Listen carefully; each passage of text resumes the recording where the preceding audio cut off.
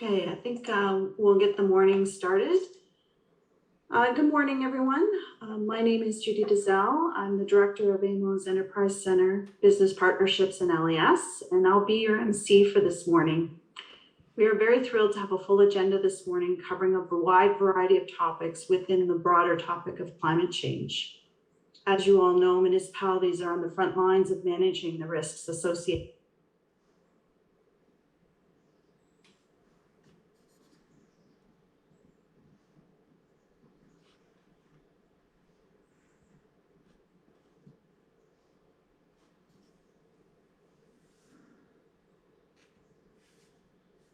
with climate change, so today's discussions are very timely.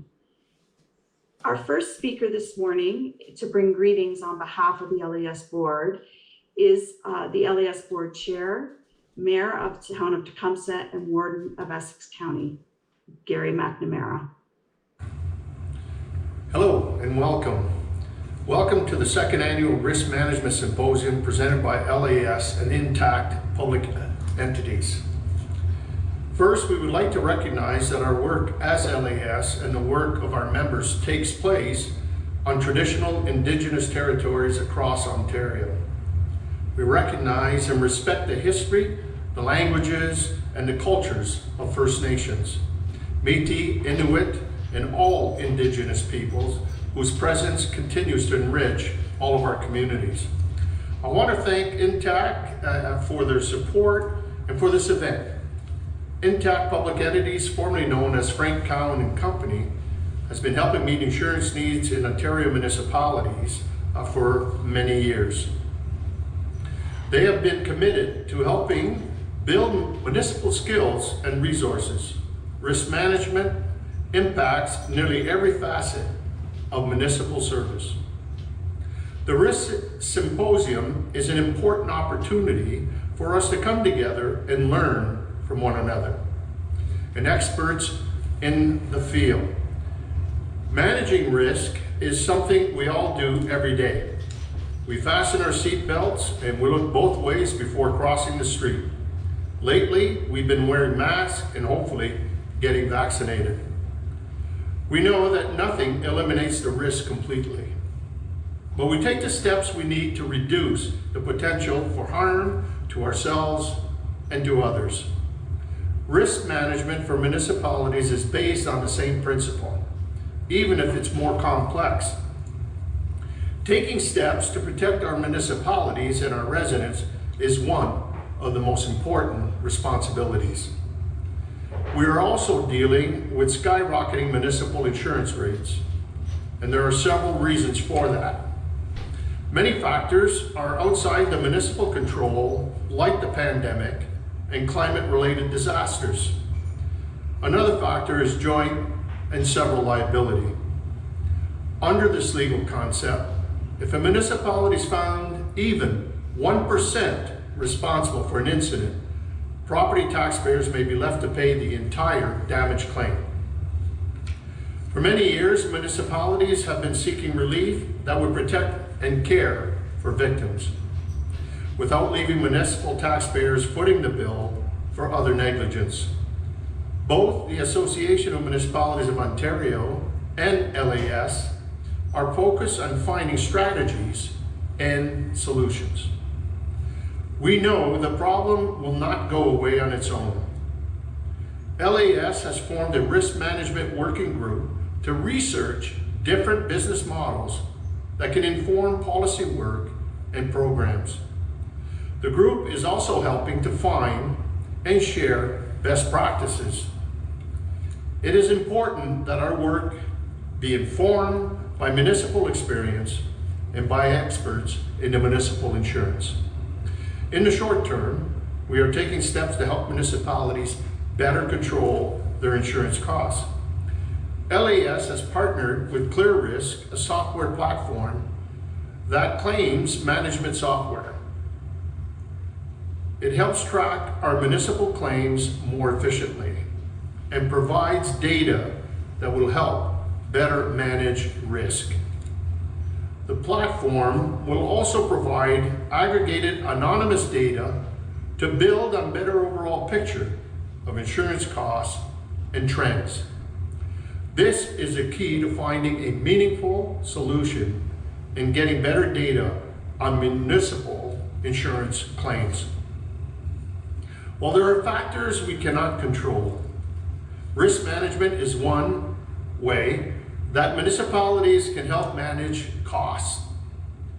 Risk management means being proactive and prevent accidents, protect property, and keep our residents and our employees safe. For the next 2 mornings, our symposium will focus on climate change. This is the single largest risk to our planet. And when it comes to the impacts of climate change, a lot of the burden falls on municipal shoulders. Building climate resilient communities and managing more extreme weather is critical for protecting our people and our property. You'll be hearing from speakers on a wide range of topics, from emergency preparedness to asset management and to financial planning. I hope you find the symposium informative as you manage our new climate realities. Thank you again for joining us, and have a good day. Thank you. At this time, I would like to also offer an opportunity to Larry Ryan, President of Intact Public Entities and LAS's partner in this event, to bring greetings on behalf of Intact Public Entities. Larry? Well, thanks, Judy. At Intact Public Entities, we're excited to be here today. We've hosted a number of events with LAS over time regarding risk management initiatives. And I'd like to say good morning to all the participants. We have a great agenda lined up for you actually over the next day and a half. Our theme today is climate resiliency. And just to get a sense of how important this topic is, in terms of property damage, 8 of the costliest weather events have occurred in the last 10 years. That's significant. That's how big it is. Everyone is impacted by climate change. The impact on municipalities is particularly acute since you're responsible for managing a significant proportion of public infrastructure. According to the Intact Center on Climate Adaptation, flooding has emerged as the costliest extreme weather event affecting Canadians. We understand that municipalities are challenged to fund climate-centric initiatives due to budget constraints. In my former life, I was in the municipal sector. I went through about 25 municipal budgets. I know how hard it is to get those budget dollars. We also understand it's time to act now. There's an urgency to flood and wildfire mitigation, and we're here to help. Today, a special announcement from Intact Public Entities. So in conjunction with the Intact Foundation, we are launching the Municipal Climate Resiliency Grant Program.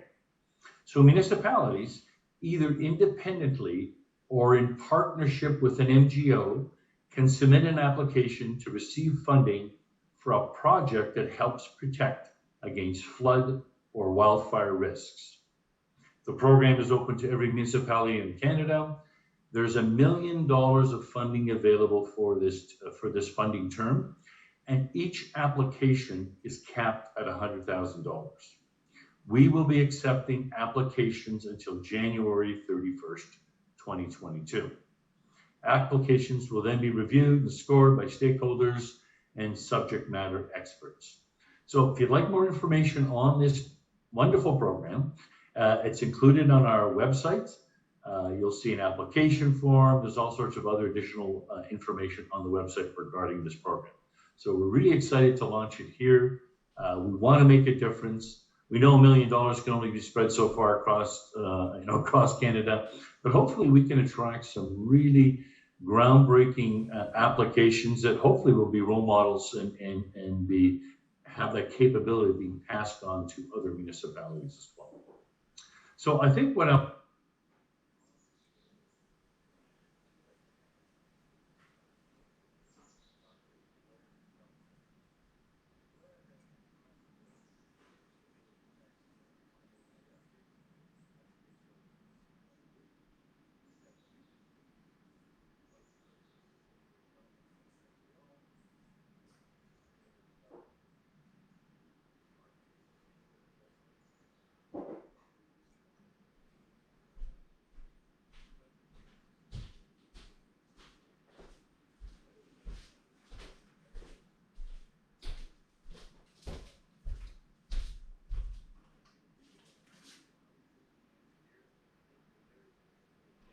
celebrity status, so it's really great that we have him here. And finally, Blair is a member of countless organizations focused on various sustainable programs in the climate resiliency sphere. So at the end of the day, I'd like to do is flip it over to Blair, and he has a wonderful presentation for you folks. Thanks, everybody.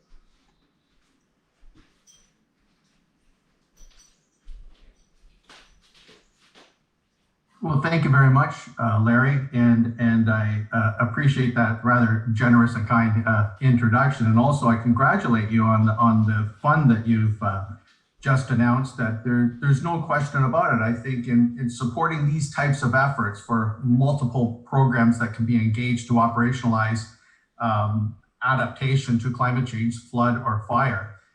Very often out of these types of initiatives, something can emerge that can be scalable. And I think that's really, the benefit realized through these types of projects.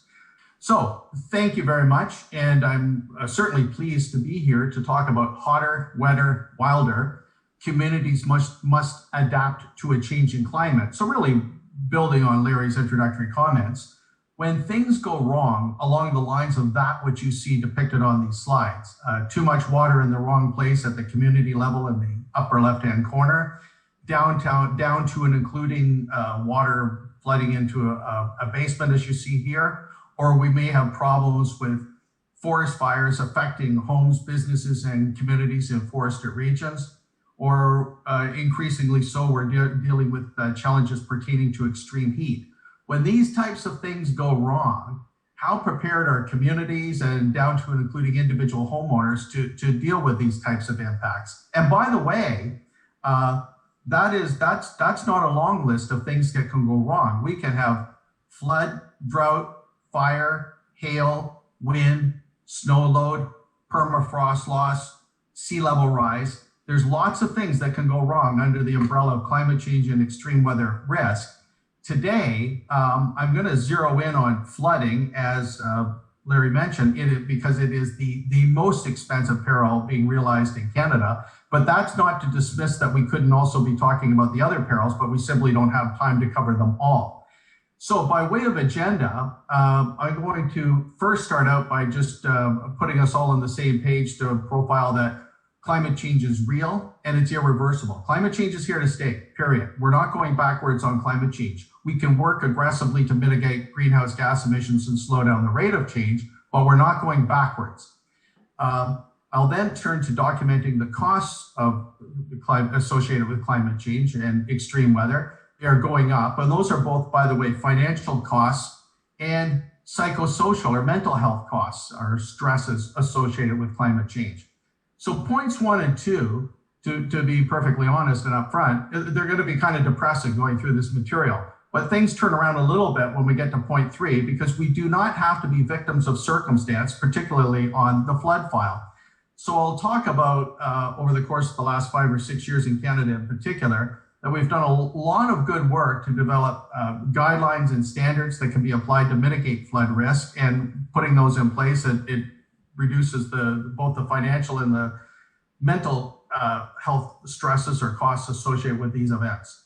And then I'm going to end with some very specific steps for municipalities that I'm hoping are almost down to and including at the level that next week, Monday morning, 9 o'clock, some ideas emerge here that can be applied to help address flood risk. So that's where we're heading. And by the way, everything I say is presented within the context of, at the bottom of the slide here, the best way to solve a problem is don't have it in the first place.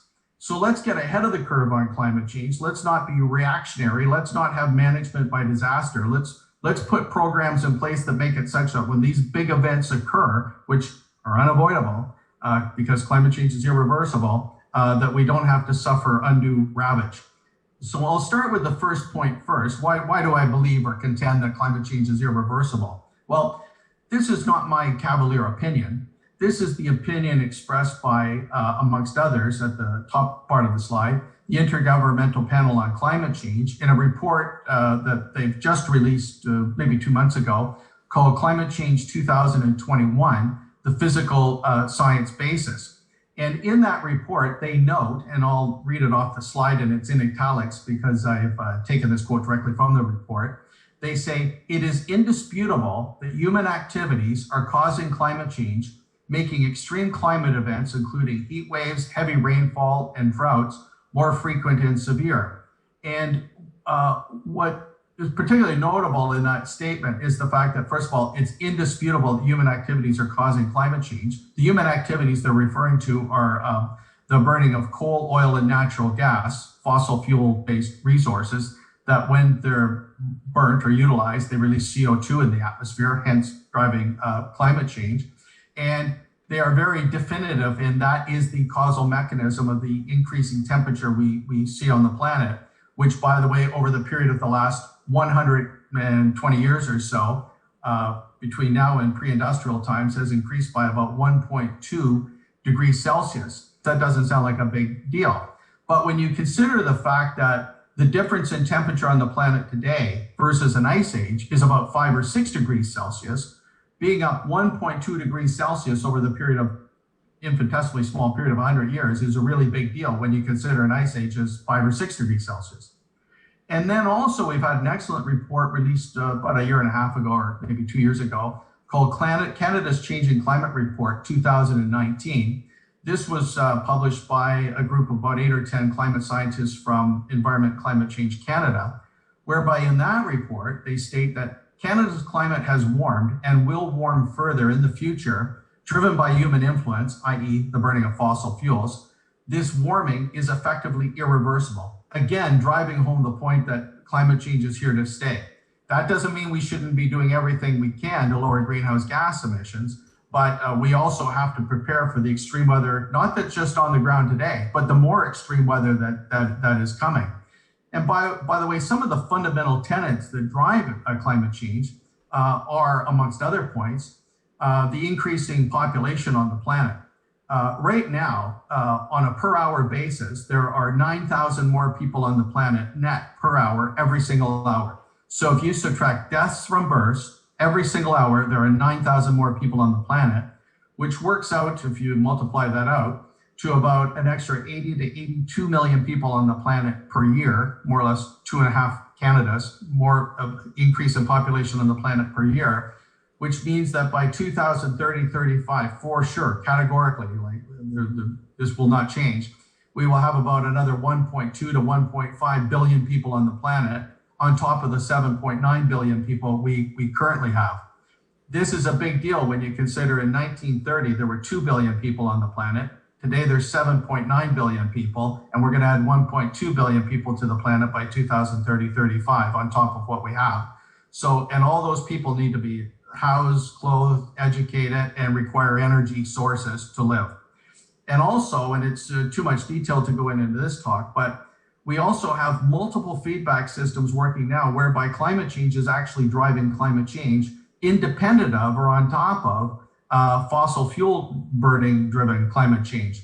And the three mechanisms are we've lost about 40 to 45% of the ice in the Arctic region over the last 40 or 45 years. And that creates a system whereby the loss of ice drives more the loss of ice. We have methane releases from melting permafrost, and the more permafrost that melts, the more methane that goes into the air. It's a potent greenhouse gas. It causes warming. The more warming you get, the more permafrost that melts. And we're losing algae from the surface layer of the oceans at an alarming rate, which creates another feedback system. So all of that to say, I'm really trying, and remember at the beginning I said this will be depressing, so this is still in the depressing zone. All of these things are realities that are going to ensure that climate change continues and that we have to prepare for extreme weather risk. Now, and just to illustrate on this slide, what does climate change look like in action? And over the last 18 months to 2 years, you've certainly seen lots of examples of climate change in action with floods in Europe and heat waves in the West and fires in the West, extreme heat in the South. Lots of manifestations of climate change, but just on the flood file, for some of you that may be on the call who are a little bit older and have gray hair like me, and been around 50, 60 years, you may have the general perception that when you were a youngster, if you lived in the Southern Ontario region, that the storms that occur today when big deluges of rain come down over short periods of time, that those storms seem more extreme today than perhaps when you were very young, 50 or 60 years ago. Well, it turns out that your perception is borne out in the data. What you're looking at here, obviously the United States, are changes in the intensity of the top 1% of precipitation events over the period of about the last 60 years. And what you can see is towards the western end of the Great Lakes, for those big storms, the top 1% of intensity of storms, the deluges that come down, the precipitation volume in those storms has increased at the top 1% level by 37% towards the western end of the Great Lakes. And towards the eastern end of the Great Lakes, it's increased by about 71%. So when you have this perception of storms being bigger, more intense, more rain coming down over shorter periods of time, it's actually borne out in the data. And obviously this data would hold on the north side of the Great Lakes. The water doesn't care much where the border is. Now, what do the costs look like associated with climate change? And Larry made a brief reference to this. What you're looking at here is time on the x-axis, so 1983 in the lower left-hand corner, up to and including 2020 in the lower right. And this chart documents catastrophic loss insurable claims realized in Canada over this time frame. And in insurance terms, a catastrophic event is any event like a flood, a fire, a hailstorm, windstorm, whatever it might be. If it triggers more than $25 million in claims, that's classified as a catastrophic event. And then there's groups like the Insurance Bureau of Canada and CAT-IQ. They add up these numbers on an annual basis and plot them out as you see here in the histogram. And by the way, all these numbers are corrected for inflation to 2020 dollars, and they're corrected for per capita wealth accumulation. In other words, if you were insuring twice as many homes today as you were 10 years ago, you would expect with nothing else going on, the insurance claims would be twice as much. So that has been factored out of or into this data. So horizontally, we're looking at a comparison of apples to apples. So a few high points here, other than the obvious upward bend of the curve, is that from 1983 up to 2008, the property and casualty insurers could count on paying out about $250 to $450 million per year in total claims. But from 2009 onwards, the story started to change such that for 11 out of the last 12 years, the catastrophic loss claims have gone over $1 billion per year for an average cost of about $1.8 billion. And the culprit that's causing more than 50% of the increase, the upward bend in this curve, is too much water in the wrong place, flooding, and in particular, residential basement flooding. Residential basement flooding is the #1 cost of climate change in Canada. And it's resulted in, the upper left part of the slide, it's resulted in about a 20 to 25% increase in home insurance premiums over the last 5 or 6 years. More than half of that increase due to water. The cap limits for homes, the average cap limits are coming down into lower ranges, and that's the amount of money the insurers are willing to cover if your basement floods, and they're coming down more so into the zone of $10,000 to $20,000 per flooded basement quite often, not always, but in many localities at higher risk. That's a big deal when you consider the average cost of a weather-induced flooded basement in Canada is $43,000. And I say weather-induced, I don't mean if the dishwasher overflowed or a pipe broke in the basement, but for weather-related basement flooding, the average cost is $43,000. So if you had $10,000 or $20,000 coverage and you had the average claim of $43,000, you would be on the hook for $20,000 or $30,000 in the blink of an eye to put your basement back into working order. And by the way, I do also emphasize that these are the catastrophic loss claims. These are insurable claims. For every dollar in insurance claim for an event, there's about $3 to $4 of uninsurable damage realized. So the point here is we're seeing a real-time manifestation of the costs associated with climate change.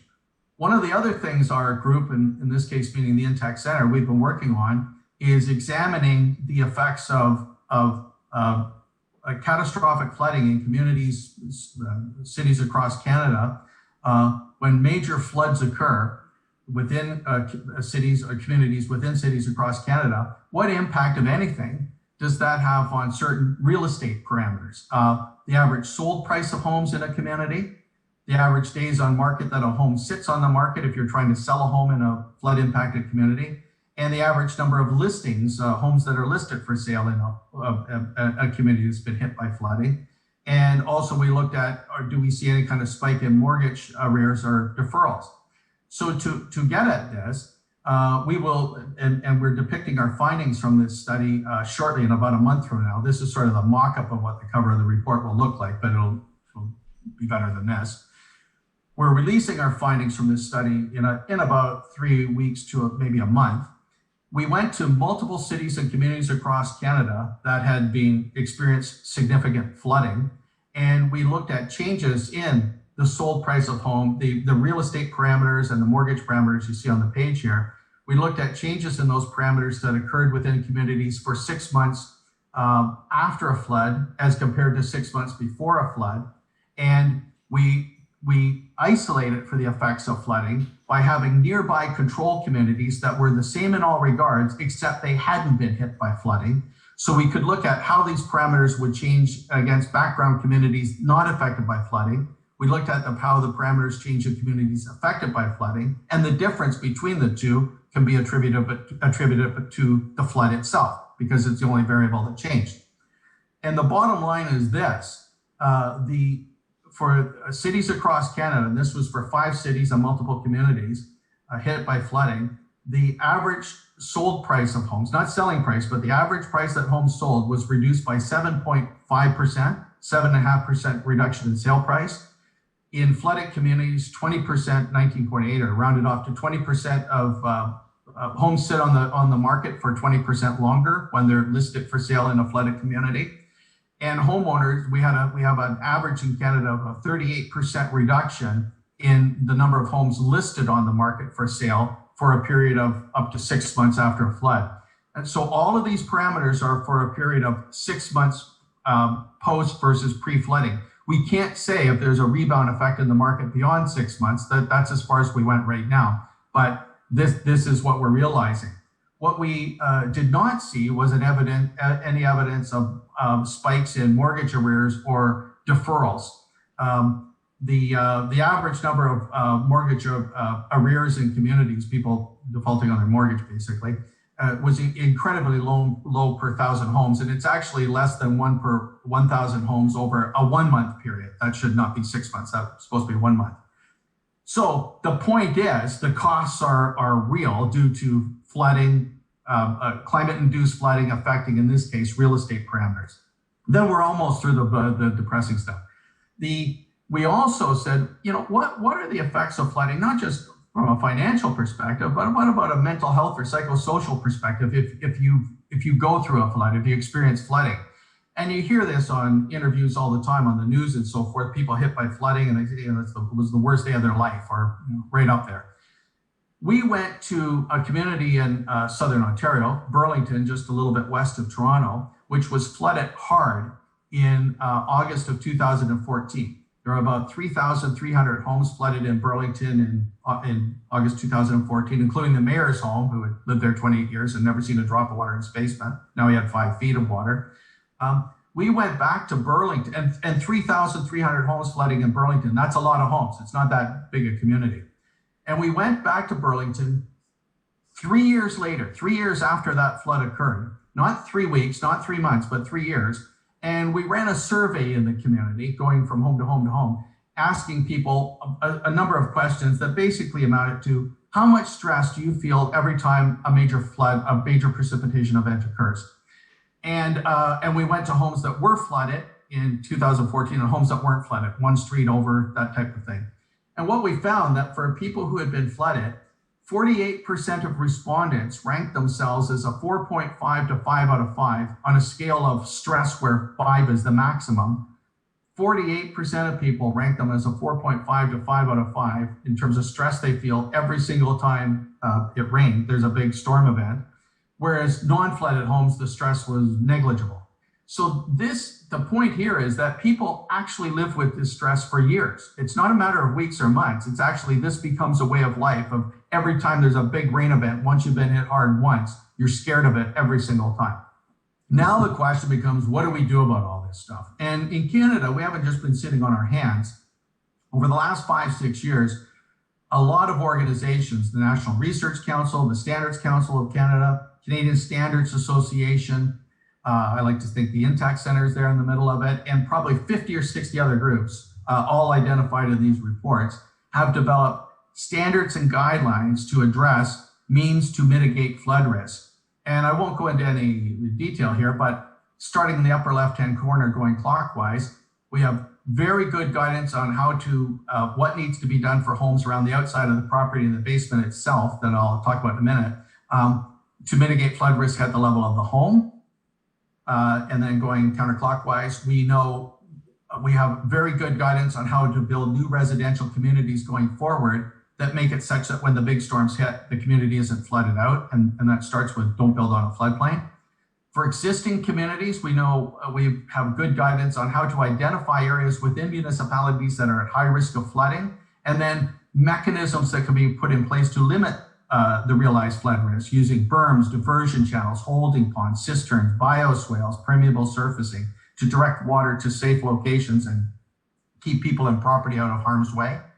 For commercial real estate, office towers, high condo towers, we know we have a very good idea what to do to mitigate underground parking lot flooding or associated flood damage to electricity vaults, telecommunication services within the buildings, etc. We've done a lot of work on efforts to retain and restore natural infrastructure to mitigate, amongst other benefits, flood risk. And in about a month, we're releasing a new report guideline for Canada on how to address coastline resiliency risk for the Atlantic and the Pacific regions of Canada to deal with storm surge, king tides, and sea level rise.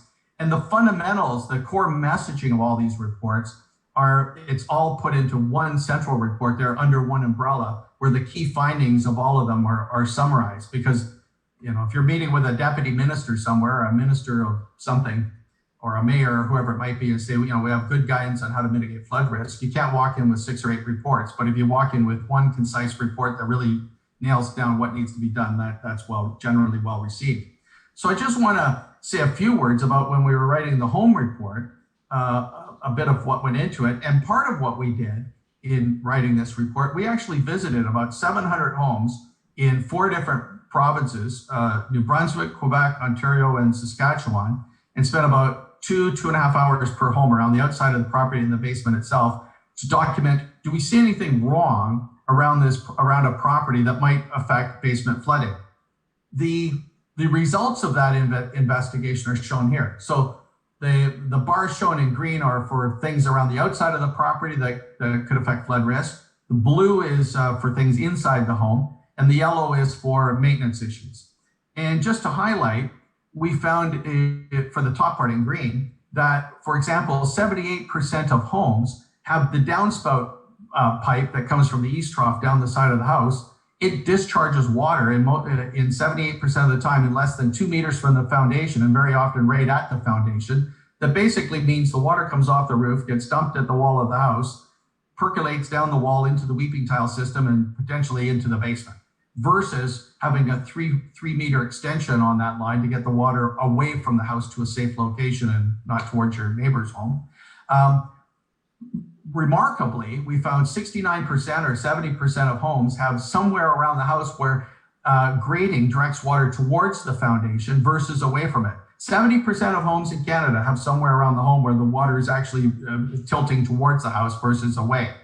Sump pump discharges, the sump pump in the basement of a home to pump water out from a well in the basement if water came in, 68% of the time that water is dumped right at the wall of the house versus to a safe location. I'll only mention, I won't go into all of these, but on the blue part lines, I'm going to go to the bottom one actually, because all of these are self-explanatory anyhow.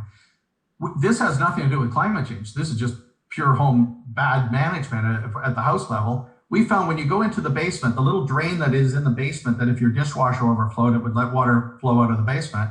We found that 35% of homes, basically 1 out of 3 homes, have that drain covered up, occluded. It's either tiled over or some other way blocked that water cannot drain out of that basement floor drain, which is was remarkable to me. And then at the bottom of the page, many of you are familiar, for example, with a backwater valve on the discharge line in the basement. The line I just mentioned, if your dishwasher overflowed for water flow out of the house. During big storms, depending on how your sewer lines hook up, water can surge up through that system and into your basement, called sewer backup flooding, it's called, creative terms and insurance terms.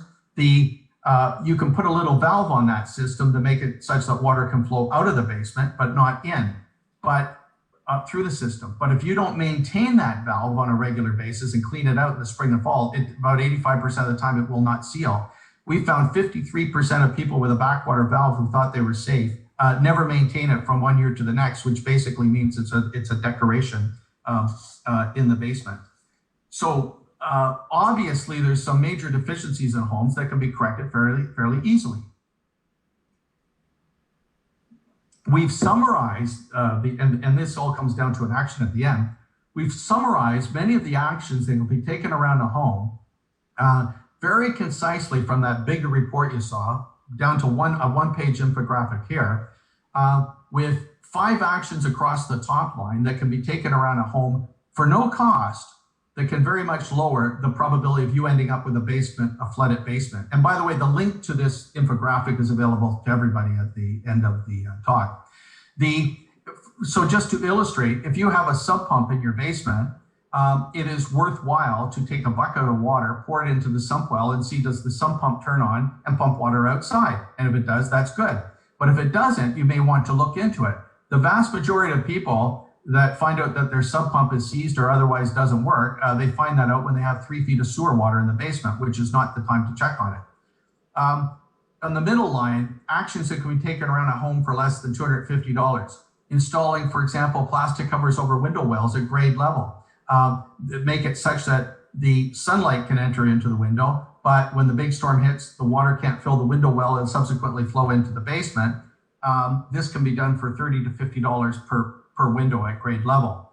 On the lower right-hand corner, we have actions in the bottom line that can be engaged for a little over $250, but generally speaking, not much more. You can install a battery backup supply for your sub pump to ensure that it works when the major storms hit. Because very often when the major storms hit, that's when you need the sub pump to work, but quite often the electricity can not be available during that period of time. So the time you need it, it's not available. But for a kit for a few $100s, you can put a battery backup supply to run the pump for periods of 2 to 3 days in the absence of electricity supply. This information, you'll see at the end, is being disseminated en masse to homeowners through a variety of mechanisms, and I'm going to give some suggestions of how that can happen at the end. One of the things we're doing right now, this is Intact Center working with all these agencies, we're working with, we've developed a training program that's an hour and a half in length, has 5 parts to it, it's free, that focuses on climate change, flood risk, and home flood protection. And it's been catered mostly through use of logos, otherwise there's not much difference between the programs. We've developed this program that's now up and running and available for insurance brokers across Canada through the Insurance Brokers Association of Canada, where every insurance broker can take this course online at their own leisure. It only takes an hour and a half. At the end of that period of time, they would have a very good understanding of flood risk and actions that homeowners can take to help protect their properties. So that course is now up and running for professional certification to insurance brokers, and it's available now to 38,000 insurance brokers across Canada. It's up and running, and now we've had several thousand brokers go through it, and they continue to do so. Exactly the same course, only effectively changing the logos, is now being distributed to the Canadian Association of Home and Property Inspectors. That's 4,500 home inspectors in Canada. And we now also have a full course for home inspectors at the college level to take. I think it's 6 weeks in total, of only like 4 hours per week for 6 weeks, to train home and property inspectors on flood risk assessment. Mortgage Professionals of Canada taking the same course on home flood, basement flood risk, such that when you go and meet with your broker buying a home, the broker can actually give you a bit of guidance. The mortgage professional broker can actually give you guidance on home flood protection and hand out that infographic I showed you on the previous page. And we're doing the same thing with the Canadian Credit Union Association and with the real estate agents and brokers across Canada. 130,000 of them now taking this course, because this course allows the insurance broker, or let's say a real estate agent, to sit with their client at the kitchen table or virtual kitchen table and say, by the way, have you done the following things to protect your investment, your home? For the most people own a home, it's their biggest investment in life and it's their retirement fund. And with a little bit of guidance, they can really protect it from basement flooding. I was very pleased that we've been working for months and months, well, years really, but particularly in a concerted fashion over the last couple of months with the Prime Minister's Office and Environment Climate Change Canada, amongst others, to the point that we had the Prime Minister announce about 3 or 4 weeks ago the launch of the Climate Adaptation Home Rating Program. And the bottom line is it will function as it's blown up on the upper left-hand corner, the fine text on the right in green, the upper left-hand corner. The Climate Adaptation Home Rating Program will function as a companion to the EnerGuide home energy audits. In other words, going forward, in addition to having a home evaluation for energy efficiency and means to increase the energy efficiency of a home, we'll also have in one-stop shopping with that same individual an assessment of the outside of the property and in the basement itself for a home, the vulnerabilities that could affect residential basement flooding, and delivery of this program on home energy efficiency and flood risk protection, all delivered in one-stop shopping. So I certainly applaud the government for leading on this initiative. And quite frankly, it's a lot of the materials I've presented to you are what constituted going into this evaluation. And I'll just say a few words that although I've been focusing at the level of the home, if we had more time, there's a lot that can be done to protect either new communities in terms of design or existing communities from realizing the ravages of flooding. And they can be non-structural in nature, for example, not building on a floodplain. We can have efforts to retain and restore natural infrastructure to mitigate flood risk. And realize, by the way, all the concomitant benefits associated with retaining natural infrastructure, supporting biodiversity, carbon capture and sequestration, limiting the discharge of pollutants in the environment, and supporting aesthetics. And then we can have natural infrastructure working with built infrastructure within communities to work hand in glove to mitigate flood risk. And we have pretty good details on how to execute on this material described in these documents. And literally, these were supported by builders, developers, insurers, conservation authorities, pretty much anybody you can think of that had some element of flood risk expertise contributed to the writing of these documents, probably 68, 80 people per document in total. And just to build a little bit on what I was saying previously, we're now, in this case, the Intact Center, but quite frankly, lots of organizations in Canada, we have a concerted effort now to examine what we can do to retain and restore natural infrastructure, particularly in the southern reaches of Canada, to, amongst other things, mitigate flood risk. We've done some research over the last few years with the Insurance Bureau of Canada, the International Institute for Sustainable Development, and others. And what we have found, amongst other points, is that when you have natural infrastructure upstream of either urban or suburban developments and a big storm hits, if you have natural infrastructure upstream versus overly built infrastructure, the natural infrastructure can result in a reduction of between 29 to 38% reduction in flood risk costs that are now avoided or not realized because you had natural infrastructure in place. So natural infrastructure on the landscape, that's not just decoration. I mean, it actually does stuff. And in Southern Ontario, over the last more or less 100 years, we've lost about 72 to 73% of the natural infrastructure that was originally here. It's now either paved over or turned into some form of agricultural production that in many cases, not all, when water hits the pavement or the agricultural development, it runs off the landscape very, very quickly, doesn't absorb and stay on the landscape long, runs off quickly to the lowest place around, contributing to flood risk. So we're right now at the Intact Center, we're very much focusing on what is the role we're going to play on the retention and restoration of natural infrastructure to, amongst other points, mitigate flood risk. So what does all this stuff mean?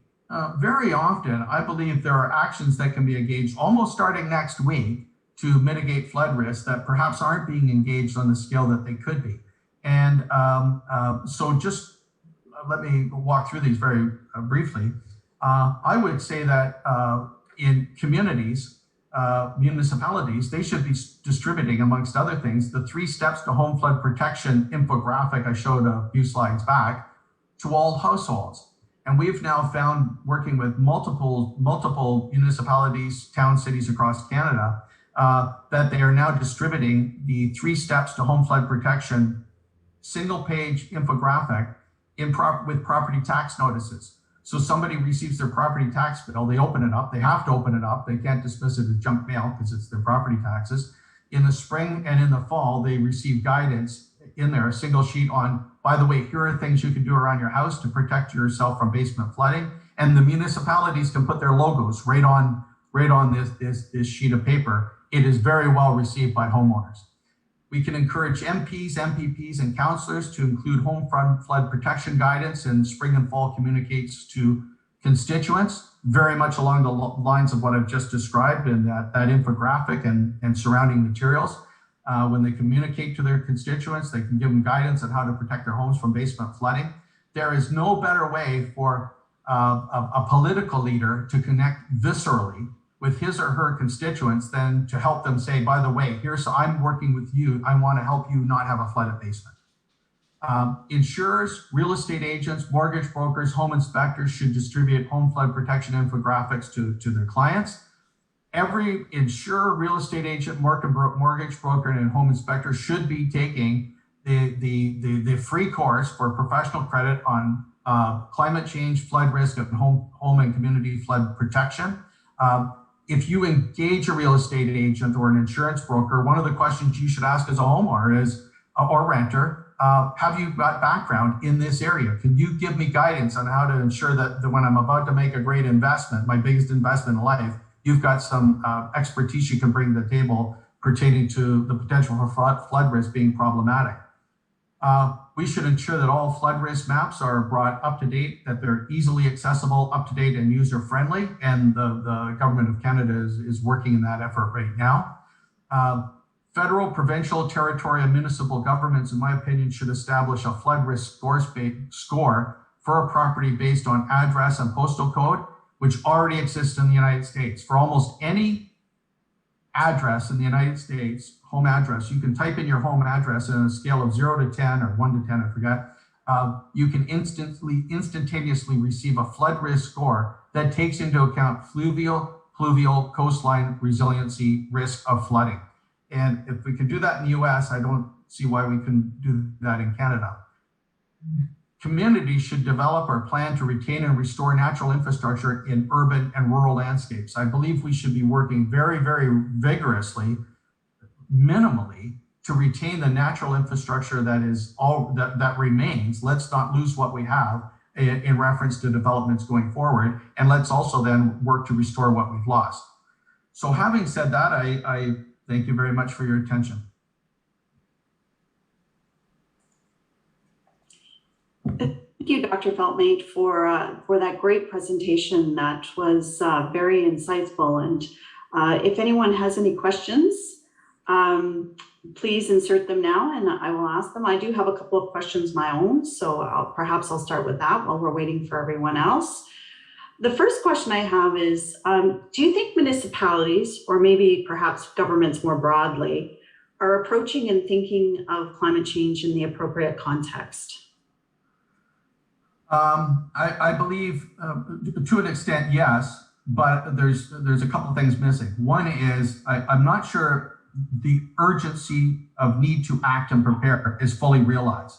In other words, a little while ago when you would watch on the news, the floods, let's say in France and Belgium and Germany, where they had 10 and 11 inches of water coming down over a period of a day or two, we are not immune to that in Canada. You know, we think the big flood was the Calgary flood of 2013 or the Toronto flood of 2013. but certainly the bigger floods are coming and they just haven't hit yet. We see it manifesting in different parts of the world and certainly in the US. So we need to recognize the urgency with which to act in preparation for these bigger storms that are coming. The weather of the past is not a good predictor of the weather of the future. And when we think of climate change, we should think of it, at least in my opinion, as sitting on a stool or on a platform on a stool for which there's 3 legs. And success on climate change depends on addressing each one of these legs. One leg focuses on mitigating greenhouse gas emissions, and we should be working on that aggressively. Number 2, the second leg focuses on adaptation to climate change, putting measures in place to deal with climate change extreme weather risk. And the third leg focuses on carbon capture and sequestration. How do we actually get carbon out of the atmosphere and store it safely? If we fail on any one of those 3 legs, the stool collapses, period. There's no such thing as success on one or 2 and ignoring the third. So that's how we have to think of it, at least in my opinion. And that's actually interesting because I know in a lot of funding programs that the provincial and federal governments have had, they've actually skipped over mitigation and they've started directly into adaptation. So I'm just wondering, how we manage that, because I agree with you, that three-legged stool is very common analogy in terms of climate change. But I'm just wondering how we would manage that when we don't have that consistent understanding between the different levels of government. Yeah, and by the way, this is what I spend my days doing every day. But what I find is that in some cases you're kind of met by blank stares, but increasingly so depending at the federal, provincial, municipal levels, you also have leaders who are very engaged on these files. And so you work with those individuals and you kind of make hay when the sun shines with those who you can and drive the programs forward. And those who don't adapt, they don't adapt at their peril. But increasingly so, even in municipalities that have not been hit hard by flooding, I do notice that they will see a nearby locality that has been hit hard, and they think, "Holy cow, that could have been us if the wind had been blowing, a little bit east or west that day." And so momentum is increasing in terms of preparedness. The problem is the stress is going up on this slope.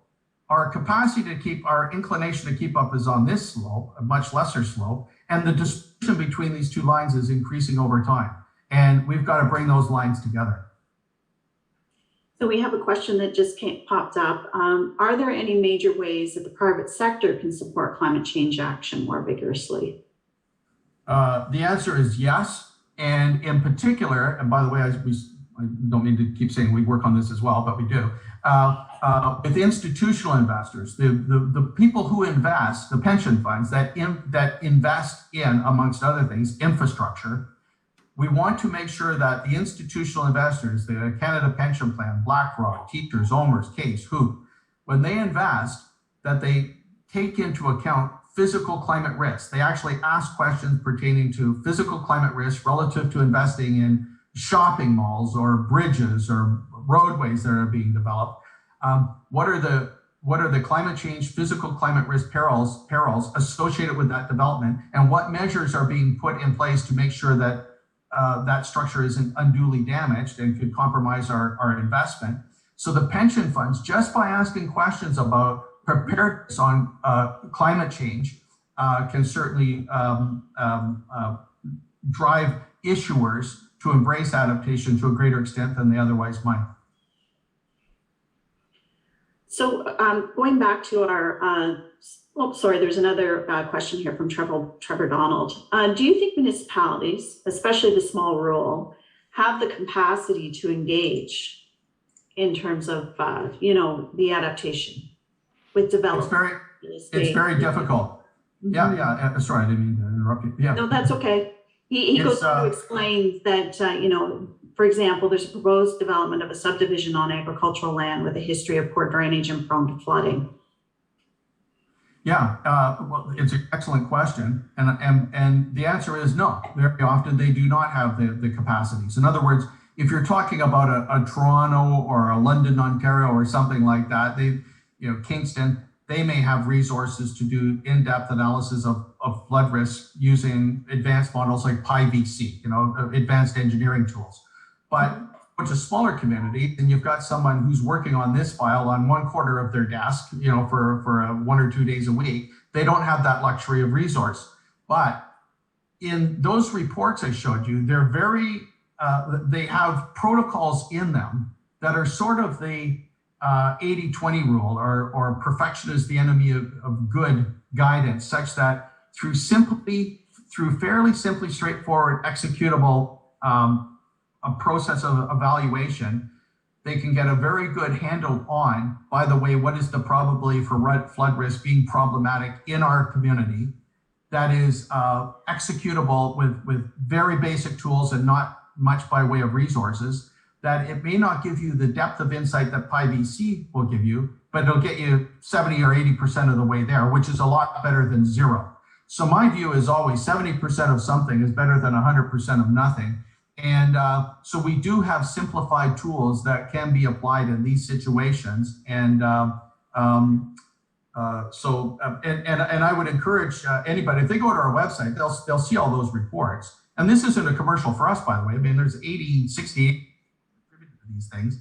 In those reports, you will see the simple guidance that's applicable in a community of almost any size. So Shannon Miller has asked, do you agree that the most proactive way to reduce the risk is to plan all new development out of the floodplain? As a general rule of thumb, yes, and that sounds very, very logical. However, I've also been in a lot of municipalities across this country where councillors, mayors, whoever it might be, they already have plans in place to build in a certain location. And by the way, they forward projected on budgets that the property tax revenue base from that development is going to drive something else elsewhere. So, and they're very reluctant to not build in that area. So my answer is, you can do so, but you do so with your eyes wide open, and you put all the measures in place to make it such that, to mitigate the flood risk. You can build there as long as you put all the appropriate measures in place to make it such that when the big storms hit 25 or 50 years down the road, because you have to anticipate the future, that community won't be flooded out. But to just build there cavalierly, knowing that it's a floodplain, that sure isn't the right direction to go. And right now, the lawsuits are starting to pile up right now, where municipalities are being sued by allowing developments to occur in areas of known flood risk. And the culpability for that is pretty far-ranging. So the bottom line is, you cannot cheat this system. If you try to cheat the system, you will lose. Yeah, and you actually just raised a follow-up question for me in terms of, the potential lawsuits in the future. So what specifically can municipalities do? Because, there's limits in terms of, what they can approve and what they can require and all of that, without ending up in front of the local the LPAT, the Planning Approvals Authority, basically the provincial planning's approval. So what could municipalities do if they decide to do this with eyes wide open, as you said? For sure, they're going to have to work with qualified professional agencies, and the Golders, the WSPs, etc., and actually do analytics to determine whether or not this particular area that they're looking at a development to occur on, what is the probability of problematic in that area, fluvial, pluvial, flood risk,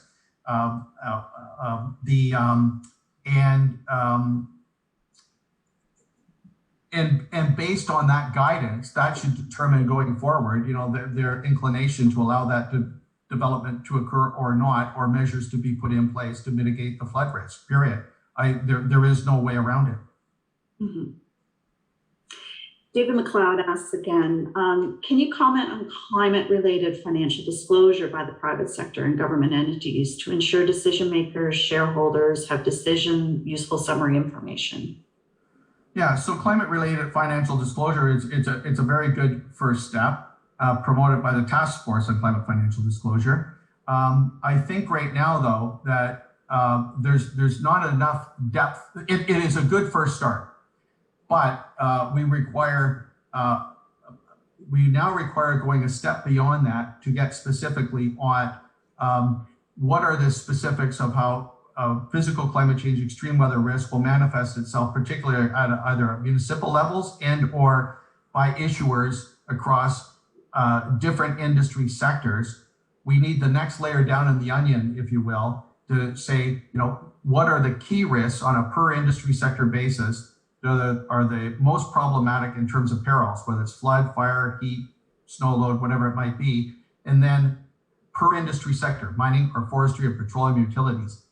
Then once you know which perils are the most problematic for industry sectors, you have to say under each one of those perils, what specifically is the key one or two problems. That doesn't exist right now. It's in the embryonic stages of development. And it really builds off of TCFD to take it one step further, and we need to get that done quickly. And what role could municipalities play in helping that move more quickly? Oh, number one, I think within municipalities, there's a huge body of expertise of individuals who can say from the perspective of being practical, meaningful, and cost effective, what are the types of initiatives that are most deployable at the municipal level that can help mitigate flood risk. And there's probably nobody who knows that stuff better than the people who are actually out in municipalities doing this work every single day, who can say that, maybe it's a maintenance issue. They might say something as straightforward as, by the way, it's not just physical infrastructure, it's also a maintenance issue to make sure that in the spring and the fall, culverts that go under roads and bridges, that they're clear and free of debris. And for a little bit of expenditure of energy and monies to keep these things free and clear, that may be the action that does the most to make sure that when the big storms hit, the water doesn't otherwise get blocked up and wipe out an entire road. So, and by the way, I made that one up, right? But the point is, I think these people, and we do draw on them in writing up these standards and guidelines, we draw on people from municipalities with that on the ground expertise to contribute to the types of programs that are outlined in the reports.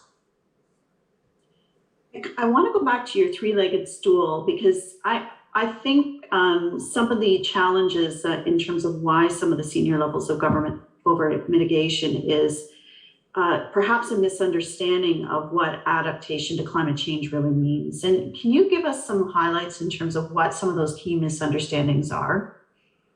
Well, the big problem in Canada for the last 10 years has been that 98%, and by that I mean like a high number, of discussion of climate change has focused on mitigating greenhouse gas emissions, which I'm all in favor. But there was very, very little discussion up until maybe the last 18 months to 2 years on adapting to climate change and extreme weather risk. And the problem with governments was historically was that they saw adaptation as capitulation, sort of throwing in the towel and saying, are we just giving up on mitigating greenhouse gas emissions and just saying we have to adapt to all this extreme weather? They saw it as capitulation, which is not the case. It is basically the reality as you look at the problem with your eyes wide open and say, yes, we should fully embrace mitigating greenhouse gas emissions and play our part, but we also need to embrace adaptation to mitigate losses. And there's a few differences between adaptation versus mitigations that work also, quite frankly, very favorably in the form of adaptation. Many people have the idea, for example, that adapting to extreme weather risk is very costly. But when you're building in the first place, or you have a scheduled retrofit, it costs almost the same amount of money to build something right under the umbrella of adaptation as to build it wrong.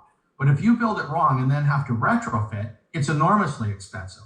So in other words, if you're building a new municipal development and you've done all the layout work for the community, the blueprint drawings, the physical infrastructure preparation, and you're putting a pipe in the ground to discharge water, one that's 15 centimeters in diameter versus one that's 30 centimeters in diameter that can absorb 4 times the discharge capacity, it costs just a tiny fraction of money more to put the larger diameter pipe in versus the smaller pipe when everything else is already prepared and laid out. But if you go for the slightly cheaper one and then find out down the road that, by the way, it's undersized relative to the water that we need to move off site, and then have to retrofit the community, it's enormously expensive. So one of the misconceptions out there about adaptation is that it's highly expensive, which it's not at the time of new builds or scheduled retrofits. Number two, the benefits that result from adaptation, it's effectively, I describe it as the gift that keeps on giving. Because once you put the measures in place to mitigate for risk, not only do you save the next time the big event occurs, you save the time after that, the time after that, the time after that. So when people say, what's the return on investment for adaptation? My question is, well, you give me the time frame and I'll tell you the return. And the other thing about adaptation is for every dollar spent on adaptation, the benefits are realized locally. If you spend $1 on a larger diameter pipe or on a dry pond structure in a community or whatever it might be, you get the benefits directly in that community, which resonates quite well with politicians and, generally speaking, constituents. When we talk about mitigating greenhouse gas emissions, sometimes you get a bit of pushback because people say, well, why are we putting all our money and time and effort into mitigating greenhouse gas emissions if China's not going to do it, or India or Russia or whoever it might be? Because the benefits of mitigation accrue to the global commons. But on adaptation, every dollar that's spent locally, the benefits are realized locally. So I think we could do a better job really explaining that up front, that, you know, this is a good place to be. So why is it that we often seem to be good at managing disasters, but not managing risks? If I had the answer to that question, I'd be going to get the Nobel Prize sometime soon. But basically, it's to this point in time, what Canada is good at is when everything goes wrong, you know, the floods hit, the fires hit, whatever, extreme heat, whatever, we can jump into action fairly well to address the problem at the time it's happening or in retrospect. What we need to get much smarter about is getting ahead of the curve on the file, anticipate the file and the peril, and put the measures in place to mitigate the risk proactively. In other words, if you look at a community, if I look at a community, and I don't mean this cavalierly, but if I look at a community that's experiencing flooding, and all of a sudden they're putting out hundreds and hundreds of thousands of sandbags all at the last minute, it basically tells you they were caught with, you know, they were caught completely and totally unprepared. You know, they had made no appropriate preparation. My view is for communities that are ahead of the curve, let's just say on the flood file, the sandbags should be the point of last resort, not the point of first resort. It should be the diversion channels, the holding ponds, the cisterns, the bioswales, you know, et cetera, the natural infrastructure, the holding ponds. They're already put in place in anticipation of the event. And but and we have to get people to understand, and that's why I spent so much time at the beginning of this talk talking about the fact that we are not going backwards on this file. As bad as things are now in terms of severe weather, Canada has not seen flooding compared to that which is coming. Canada has not seen fires and extreme heat compared to that which is coming. And we have to recognize that reality. And one of the problems is, just as a function of our evolution, our brains have evolved in a world that was fairly predictable in terms of climate, and it's hard for us to recognize the fact that we can actually change climate and expressions of extreme weather. But we've done so because, quite frankly, we've changed the chemistry of the atmosphere. We now have 412 parts per million of CO2 in the atmosphere, whereas for 600,000 years plus beyond that, we've had about 285 parts per million. So it's very hard for us to appreciate the scale of our collective impact of an increasing population on the planet. That's the fundamental problem. So one last question for you. You know, we've got a lot of risk managers on the line today. Some of them, you know, have other duties as assigned. Risk management isn't just one thing that they're responsible for. But what would be the one thing that you would suggest that they start to do when they get back to their desk and start thinking about what they've taken away from today? For any degree of, this is very, very practical where the rubber hits the road. For whatever degree of influence they can bring to the table, if they can get just that fundamental directive, that infographic I showed you on 3 steps to home flood protection, into the hands of every homeowner in their community twice per year, spring and fall as a reminder, that would be bring tremendous value to the table, helping homeowners to help themselves. And when they have received this information, and I'm not guessing about this, we've tested this in a variety of communities, when homeowners receive that information, and then you go back to them 6 months later, which we've done, and sampled the population, 70% of people report operationalizing 1 to 2 measures on home flood protection that they otherwise would not have taken had they not received that material. So this is something that is executable immediately, requires no money, and on the part of the homeowner when they receive it, most of the actions that are on that sheet can be done over a long weekend for less than a couple $100, very often nothing, with no special expertise required. So why don't we do that? Why don't we start there? And that may sound simple, but we still have not done it. And to me, not doing that is the equivalent of saying, you know what? I'm not willing to jog around the block, but you know what? In the fall, I'm going to run in the Boston Marathon. It's just not going to happen. Like if you can't take the little step, you're sure not going to get to the big step. So this is something that, in my opinion, every responsible municipality out there should be putting that information into the hands of homeowners. Thank you. And just to remind everyone, we will be sharing the presentation and the links so that you can get access to what it is that Dr. Feltmate is talking about. So I want to thank you because this has been actually a very interesting discussion. Your presentation was very interesting, and it was a very interesting discussion for me in particular. I'm very interested in influencing, how homeowners take care of things around their home, because that's a good place to start. But I'm also interested in, the whole perspective around starting to move the private sector in terms of environmental considerations. So that's something that I hadn't thought about. So that's something new for me.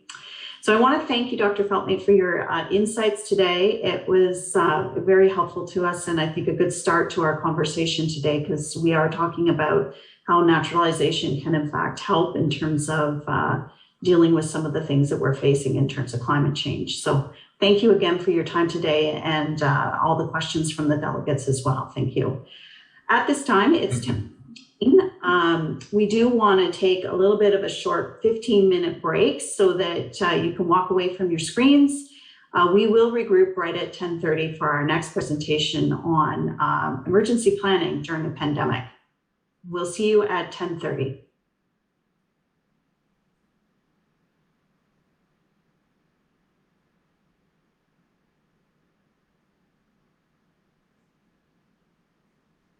Okay, I think we'll get going again on our next segment in terms of emergency planning during a pandemic.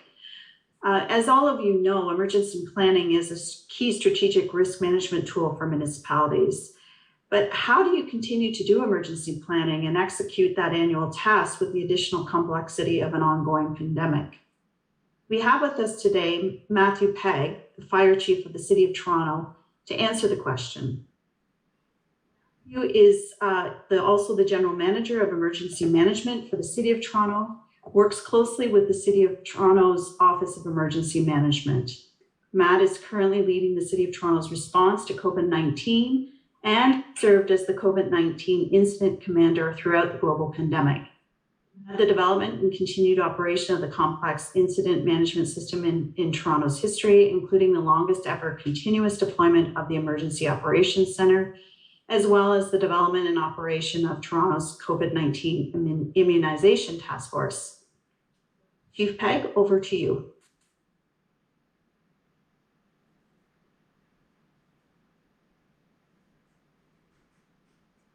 So much, Judy. I'm just going to share my screen here. Okay. Good morning, everyone. Thank you very much for the opportunity to be with you. I'm really excited, actually, to be with you here today. I'm just going to try and slide. There we go. So I am going to walk us through just a couple of things. First, we're just going to take a short look backwards, if you will, a little bit of a rearview mirror, just to talk about some of, to a certain extent, some of the places we've come from, some of the things that we've collectively as a municipal sector absorbed and managed in response to COVID-19. And then the remainder, I'm just going to share with you, which is really just from the perspective that I have been afforded, how I think and how I think this is going to affect all of us on a go-forward basis, certainly from an emergency management perspective, but also from an emergency service perspective. So without further ado, so when we look back, a couple of graphics I won't spend a lot of time on. Hard to believe, actually, that for many of us, and certainly for me, I began working with Dr. Davila, Toronto's Medical Officer of Health, in early November of 2019, on what was then known as, of course, coronavirus, long before we ever knew of it as COVID-19.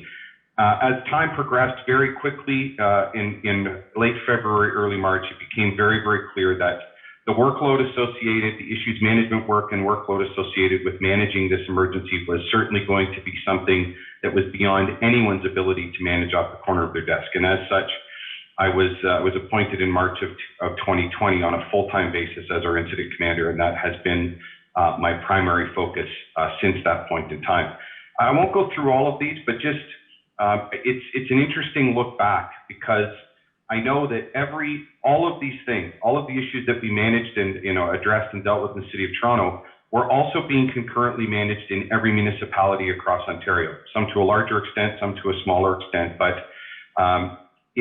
that really is a testament to me, and I think we all need to just take a quick pause and reflect on how far we've come and everything that's been managed municipally on behalf of the residents that we serve.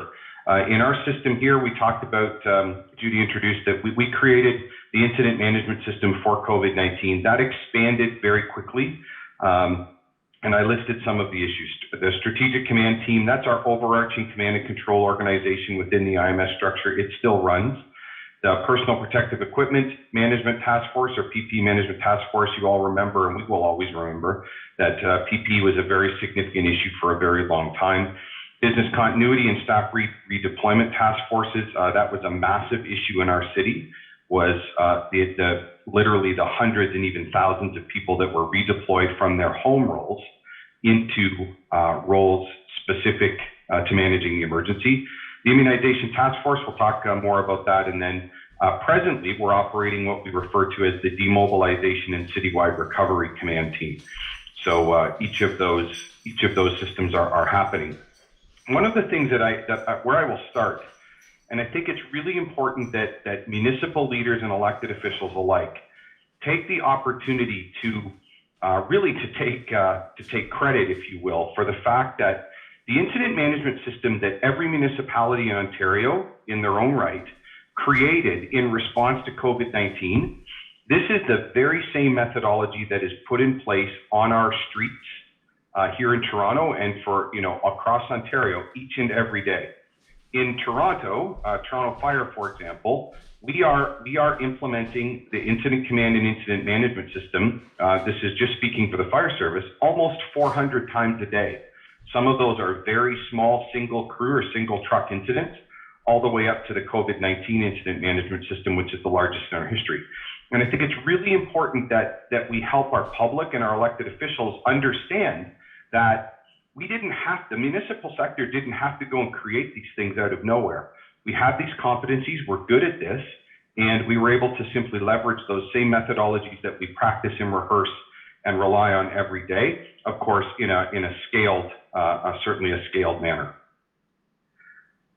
I'll continue on here. From the outset, and I can tell you from an emergency response perspective, when we arrive, when the first crew arrives at an emergency, whether it's a fire or an accident or a rescue, whatever the case may be, it's exactly the same process every single time. And it's the same process that I embarked upon when I quote unquote arrived at the incident known as COVID-19. The first thing that happens is we establish what our overarching strategic priorities are. And in the case of COVID-19, what we set out from the very start was our number one priority was to save lives and prevent the spread of COVID-19. The second, of course, was to do everything we can do to protect our healthcare system and prevent it from being overwhelmed. And the third priority was to protect our financial and our social economy, if you will, to enable where we are, fortunately, where we are today, which is in this post-pandemic recovery. So those three strategic priorities, the establishment of the overarching incident management priorities, is the fundamental principle of any incident management system. We established these quite some time ago now in actually early March when we formally set up the incident management system in response to COVID. And these principles have guided every single decision we make. It has guided the construct of the incident management system, the emergency response organization, the overall emergency management effort, and of course, as that system has expanded and compressed and really been nimble and responsive as COVID has has ebbed and flowed throughout. We've been able to respond to that. So very, very important principle. But I will just say again, number one principle, that the filter by which that we assessed every single decision that was being made is first and foremost, will this action contribute to saving lives and preventing the spread of COVID-19? That guided our principles, and frankly, to this day, continues to. When I look back at some of those key milestones that we achieved, so of course, for us here, we were asked early on by the province of Ontario if we would work on and actually create Ontario's initial COVID-19 mass immunization clinic playbook. That was when General Hillier was at the helm of the provincial vaccine distribution task force. He and I worked very closely together on a daily basis, and the province asked if we would work with them on creating that playbook, which of course we did. We actually built and launched the very first COVID-19 mass immunization clinic. We launched it as what we called a proof of concept clinic back in January of 2020. The actual first dose of vaccine, of COVID-19 vaccine, was administered on December 14th, 2019 here in the city of Toronto by one of our hospital partners. So that was great news. We launched the first mass immunization clinic proof of concept in January 2020. Since that time, more than 4.65 million doses of vaccine have been administered. This is, of course, a local perspective for us, but 4.6 million doses here in the city. We're now sitting at more than 85% of our population having initiated vaccination, meaning that they've had their first dose, and we're actually a little bit better now than 80% of our residents being fully vaccinated. And that, of course, is eligible residents 12 years of age and older. So the press and the media, will talk a little bit about what the realities of that, this insatiable appetite that the press has had for obvious reasons in response to COVID-19. We've managed, I've been involved in hundreds of COVID-19 press conferences now, and have learned a lot through that experience. And that certainly is informing and will continue to inform some of our emergency management strategies and the things that we plan for on a go-forward basis. This is the longest, COVID-19 represents the longest continued activation of our city's emergency operations center in our history. Our EOC is still activated, and we are continuing to operate under a state of declared emergency, or state of emergency here in the city. There are a number of conditions that need to be satisfied, or really a number of things that need to conclude before we're realistically in a position where that state of emergency could be lifted. So we're continuing to operate under declared emergency. Ultimately, very proud to say, we know, based on, or in comparison to the initial modeling that public health provided to all of us, we know that literally thousands of lives have been saved as a result of the efforts of not only our municipality and our city, but every municipality across the province of Ontario, and frankly across our country. So I think we have a lot to celebrate, notwithstanding far too many people have been negatively impacted and have lost their lives, and certainly I feel every one of those. But focusing on the positive, I will say that municipalities ought to be proud of the job that has been done, and of the work and the focused effort that has taken place. Our healthcare systems have been protected. Yes, we came very close. We certainly had situations where we were at very critical levels, certainly in intensive care within our hospitals, but we did and to this date, we've successfully prevented our healthcare system from becoming overwhelmed. And I think that's been a key success as well. And of course, now our citywide restart and recovery efforts are underway. We're in the process, from a city perspective, of managing the return to office process, demobilizing some of our infrastructure, and of course transitioning into post-pandemic state of operation. So very proud to say that from a COVID perspective, we're certainly not done, but we're sitting in a position where the situation has been stabilized, and the projections are looking really good. So okay, let's talk. That's the view backwards. So I'm going to spend the rest of my time, just the next few minutes. Let's look at how all of this experience over the last 18 plus months, what does it mean for us? And what does it mean for not only emergency planners and emergency managers and emergency responders, but also for certainly municipal administrators and leaders and elected officials municipally. So first, let's talk about what I called incident management 2.0, or what's next. What's next for incident management? The reality is, as a result of the COVID-19 pandemic, our world, literally the world, but certainly our residents in our cities and in our province and in our country and around the globe, have started to understand and become very comfortable with language about things like IMS, Incident Management System, and Incident Command, and all of those types of terms that I will say traditionally were largely lived kind of inside the yellow tape, if you will.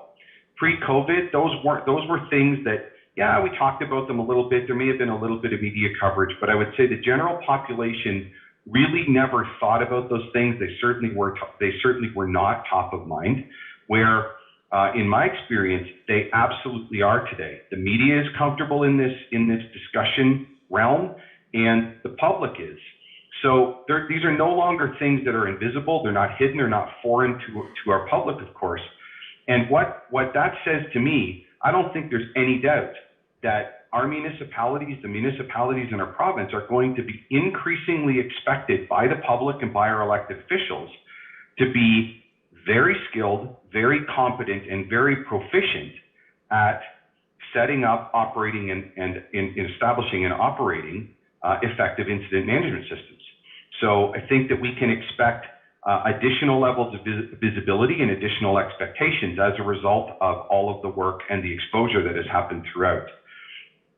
Really, what's become very clear to me is the critical value of experienced emergency incident commanders and responders, I'll lump all of these together, is much better understood and appreciated than it ever has been before.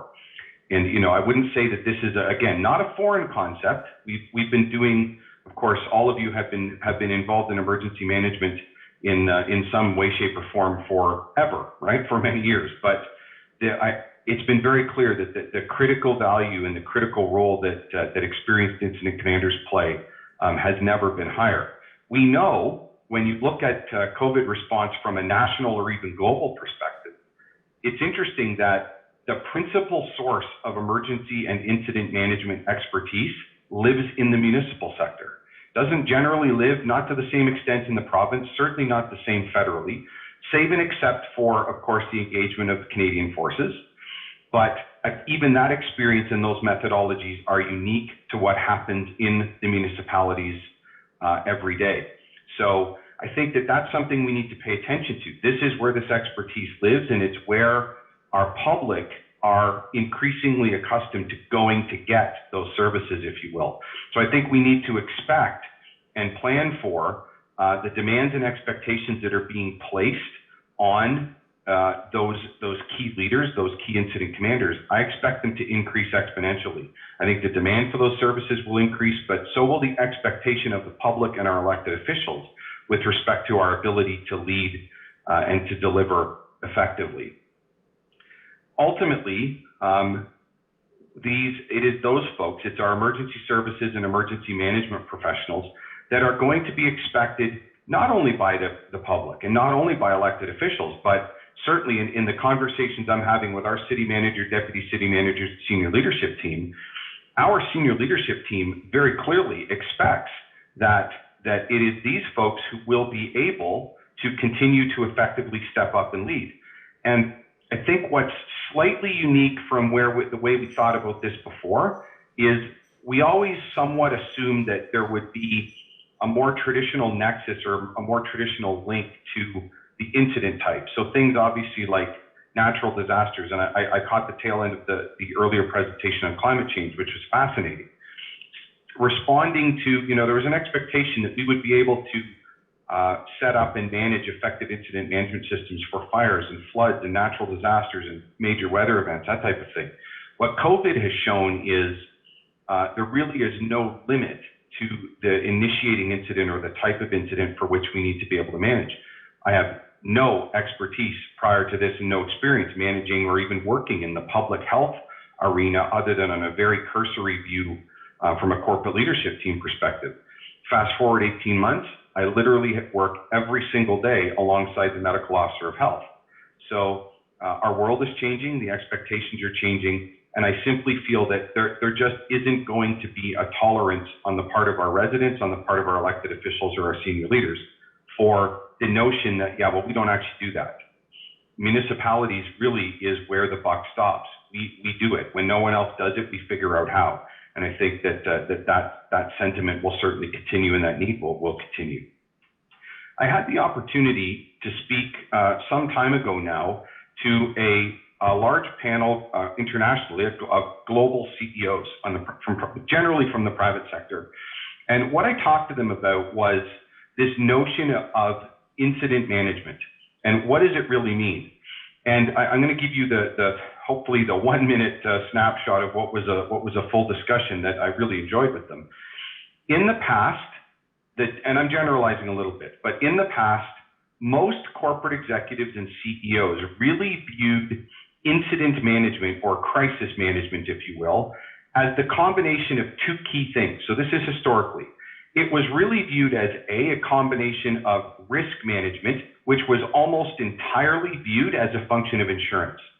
So the mindset within the C-suite in certainly private sector and corporate was, understanding those risks and then making sure that we're insuring against those risks. And there were, of course, depending on the scope and size of the company or the organization, large groups of people in large organizations that were actually managing the mitigation of those risks through insurance. So risk management was really seen as a function of insurance.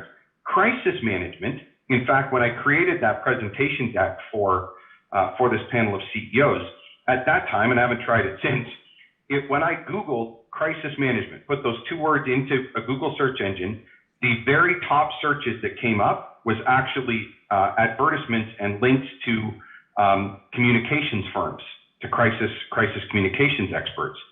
And that really is indicative of how crisis or incident management, if you will, was viewed. It was, crisis management was really viewed as a function of communication. So if you look in the pre-pandemic world, pre-COVID world, our private sector and our corporate C-suite and CEOs really were accustomed to thinking about, so we insure against our risk, and then we have skilled comms plans in place to be able to effectively communicate. And as one CEO said to me, and actually that's to talk our way out of it, what COVID exposed, what it has exposed is the actual world of incident management and emergency management actually lives in that line of demarcation, that small Rubicon, if you will, that lies between those two constructs, between the former risk management and crisis management. And interestingly enough, those skills, the skills to actually develop, implement, launch, operate, and manage an effective incident management system from an emergency management perspective, those skills are largely void in the corporate C-suite. Those are not skills taught in business school. They're often not taught anywhere other than within emergency response and emergency planning organizations. So what that says to me, and I can tell you for us, we're planning and moving forward on the assumption that the private sector is going to increasingly look to the municipalities in order to provide these skills to them as business partners. We always have, but again, it was always invisible or behind the yellow tape, where today it's front and center, it's understood. This is one of the most common conversations that I am having and have had for some time now with the business community and with business leaders, is about how do we fill that void? How do you fill that knowledge gap or that performance gap, if you will, within their business model? So this is ultimately one of the spaces where these highly skilled, highly experienced emergency managers and incident commanders and emergency responders, this is one of the places where their skills are going to be paramount, and frankly, where these folks are going to thrive moving forward. So I think that it gives us a little bit of a view into what the future may look like from an economic standpoint with our business sector. I would expect that we will continue to experience and see much higher demands for that niche of emergency management and incident command skills moving forward. Municipally, yes. Of course, provincially, nationally, yes. But I believe that we're going to see a much, much higher need and drive and interest level on the part of our business sector and our corporate partners that of course drive our economies. So let's talk a little bit about next generation, or what emergency management, and again, by no means an exhaustive list, but again, from my own perspective, some of the things that I think we'll see coming down the pipe. The reality is, and I know I'm generalizing here, but I know for many municipal leaders and elected officials in the past, and I think if you took a poll of emergency management and emergency planning folks who have been in that field for some time, they will tell you that really and truly the majority of folks really saw this emergency planning thing as kind of the culmination of a couple of annual exercises, or even one annual exercise, and then some rather complicated or complex business continuity plans that I'm not sure any of us actually really understood or envisioned using. COVID has changed all of that. We now know. So I would suggest to you that the days of emergency management being almost entirely based on emergency planning, I will suggest to you that those days are over. I think it's very clear that what is going to emerge and is starting to emerge, excuse me, is the need for a very clear distinction between emergency planning and emergency management. I think there is a much deeper appreciation for the fact that those are separate and distinct things that are not necessarily synonymous. I think that we can expect our municipal leaders and our elected officials to signal very quickly and need and expect our emergency management organizations to, and the competencies found therein, frankly, to move sharply from what was traditionally mostly planning focused to now incorporating or expecting very, very comprehensive response-based management processes. And I would say, and this is not necessarily the case for everyone, but I've talked to lots of elected officials from around the province and lots of municipal leaders who in the past really did see emergency management as being more of an administrative office hours function, if you will. You know, that kind of Monday to Friday office hours. I think those days are long gone as well. I think there is already a clear expectation that these functions need to happen on a 24/7, 365 basis. The CEMCs, Community Emergency Management Coordinators, across the province. Every community has one, so I think without any doubt, our CEMCs across our province are going to be expected to be able to operate emergency operations centers, of course, under that emergency planning and emergency management umbrella, that are effective, they are nimble, meaning that we can pivot very quickly, that are scalable, we can expand them and compress them as an incident changes, and that are responsive to changing circumstances and even this myriad of things that none of us would have ever predicted. A good friend of mine, we were talking about COVID-19, and we were convincing back and forth about what our experience has been like, and I said, you know, if we had ever designed an annual exercise or an emergency management exercise based on what the realities of COVID have actually been, we would have been laughed out of the room. And unfortunately, it became very true. So our CEMCs are going to be expected to be that good, and are going to be expected, frankly, to be able to, without any question, step up and manage emergencies that prior to the pandemic, prior to COVID, were largely unforeseen and would have frankly been scoffed at. That, of course, I think is going to place, obvious connection, going to place some very significant increased demands on CEMCs. I think it's more than just from a workload or an issues management perspective. I think it's from a competency perspective and a resourcing perspective as well. I think those demands will increase exponentially. This leads directly to one of the challenges, and I'll tell you, admittedly, I was quite surprised when the province, Emergency Management Ontario, came out or has provided now direction that they are resuming the mandatory annual exercise process for 2021. I can tell you that for us, that's going to be very challenging for us to achieve, because our Emergency Operations Center has been activated now for much longer than a year. So ultimately, I think all of us in the municipal sector in Ontario, we're going to have to be flexible and come up with some outside the box processes or ways. I can tell you that we have operated a number of emergency planning and management exercises from a proactive standpoint in response to COVID-19, things like proof of concept operations, things like rock drills, as General Hillier would refer to, right, a review of concept drill. So we're looking at some of those and how they may apply with respect to a compliance model. We are still operating under a declared emergency. I know many of you are as well. Our EOC is still in full operation, and frankly, our resources are stretched very, very thin. So this is certainly one of the current challenges that our team here in Toronto is working through, and is going to continue to be a challenge. So let's talk about some leadership competencies and how this is going to impact some of our folks that work in this sphere. Ultimately, I would say traditionally we've looked towards the emergency services chief officers and leaders to possess these really technical skills. What I will suggest is, I think very clearly going forward, the expectation will not just be for operational competencies, but we're already seeing very, very high expectations being set on leadership competencies.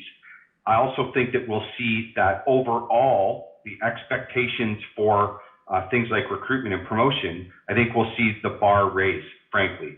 And I would expect that we will see changes in establishing and regulating bylaws. That's obviously on the fire side.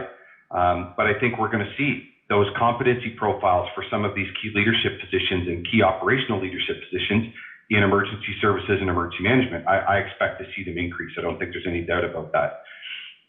There is a growing public expectation on the part of the public and, of course, elected officials that these key senior leadership positions and key incident management or emergency management positions are also able to highly effectively build partnership, ultimately to earn public trust, and really to have the leadership competencies and skills necessary to achieve results through others.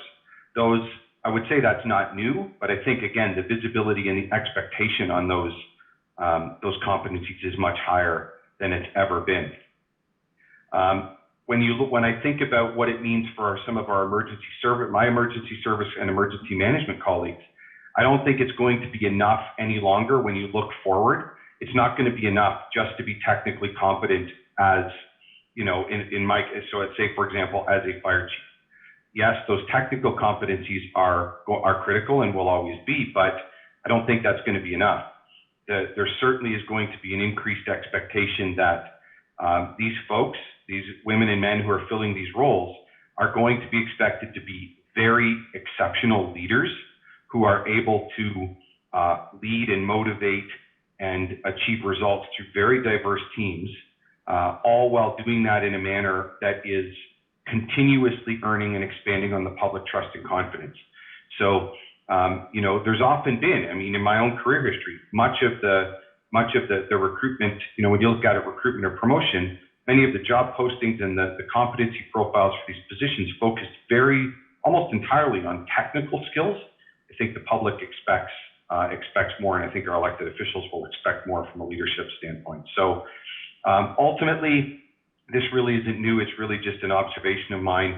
We collectively, many of you, all of you actually on this call are in the same boat. We are expected to be, and will, I think, increasingly be expected to be exceptionally competent, poised, and calm incident commanders, right? We are expected to be the people who can walk into a chaotic situation and bring order and restore a sense of calm to the public that we serve.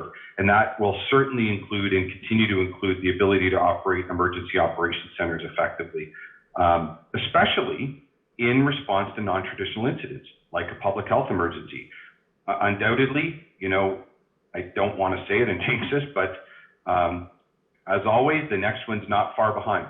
So we know that this isn't the last pandemic we're going to deal with. It's not the last non-traditional emergency we're going to deal with. So we're going to be expected to learn from all of this experience and to be even better than we've been before.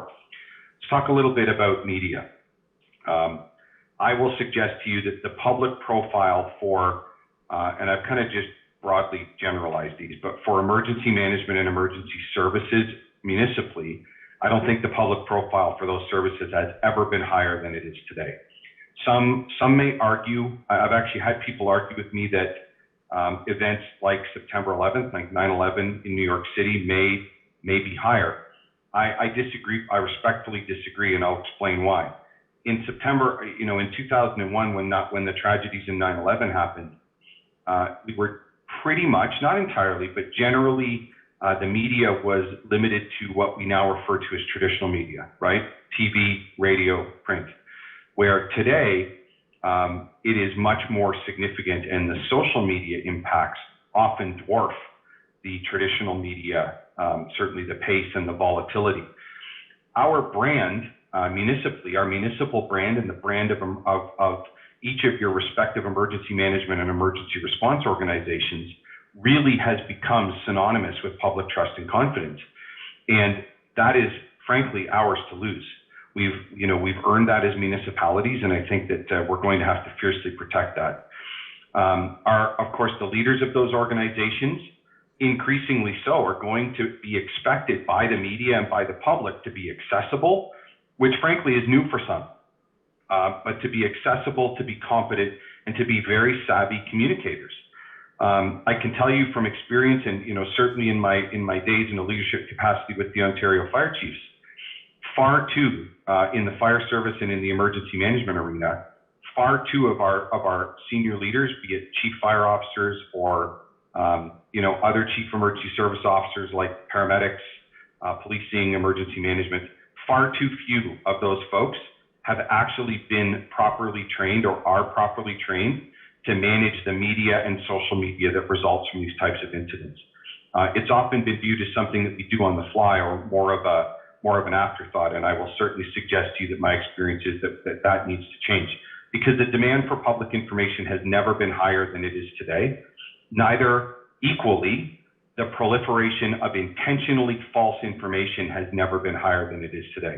We're not living in a world where, I can speak from my own experience. Every time I attend or manage or conduct a press conference on COVID-19, we're not just dealing with disseminating the facts. We're actually spending as much, if not more time, dispelling the untruths and dispelling and trying to overcome the rumors. That's non-traditional, but it's our reality. The other thing I will comment is the negative attacks and really the nasty side of social media is worsening, and it is horrific. These are things that your folks, your leaders, and all of us, I'm included in this, generally I will say we're not and may still not be prepared to handle. We really need to make sure that we're investing in that training so that our key senior leaders in emergency management, emergency services, and key senior leadership positions in our municipalities, that we're ready to deal with that from a practical sense and really from a mental health standpoint in advance, because there are very, very real impacts to leaders' mental health and even physical safety. Someday I will tell the whole story of why I believe that so strongly, but for now I'll just say that there are very, very real impacts that result from this negative side of social media and certainly the flurry of attack. I want to share with you a concept that we refer to here as wartime speed. Wartime speed is a term that Mayor John Tory created and started to use early on in response to Toronto's response to the COVID-19 pandemic. And it really is something that has become normal in our vocabulary here. It refers to moving at abnormal or speeds uncomfortable for government, being able to get things done in record time.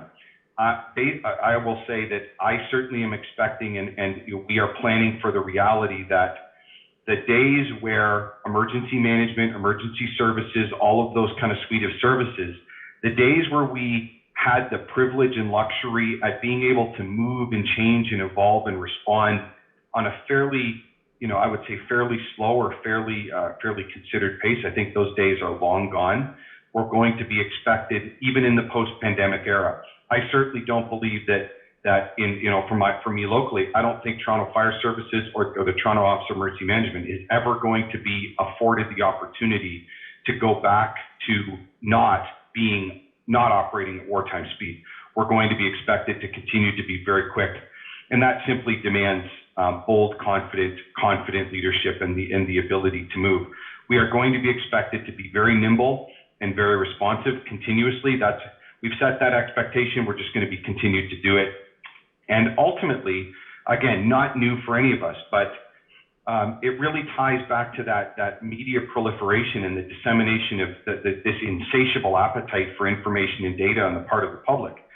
The demand for evidence-based decisions and the demand for the production of very clear, indisputable data is not, I don't think that's going to be, it's unwavering. It's not going to change.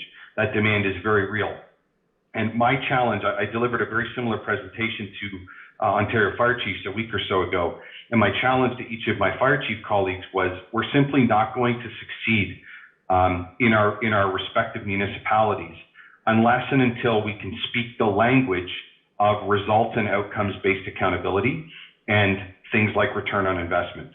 We need to be able to speak a different language. We need to be able to present information and present business modeling and business cases much different than we ever have, because that's what our elected officials and that's what our public expects.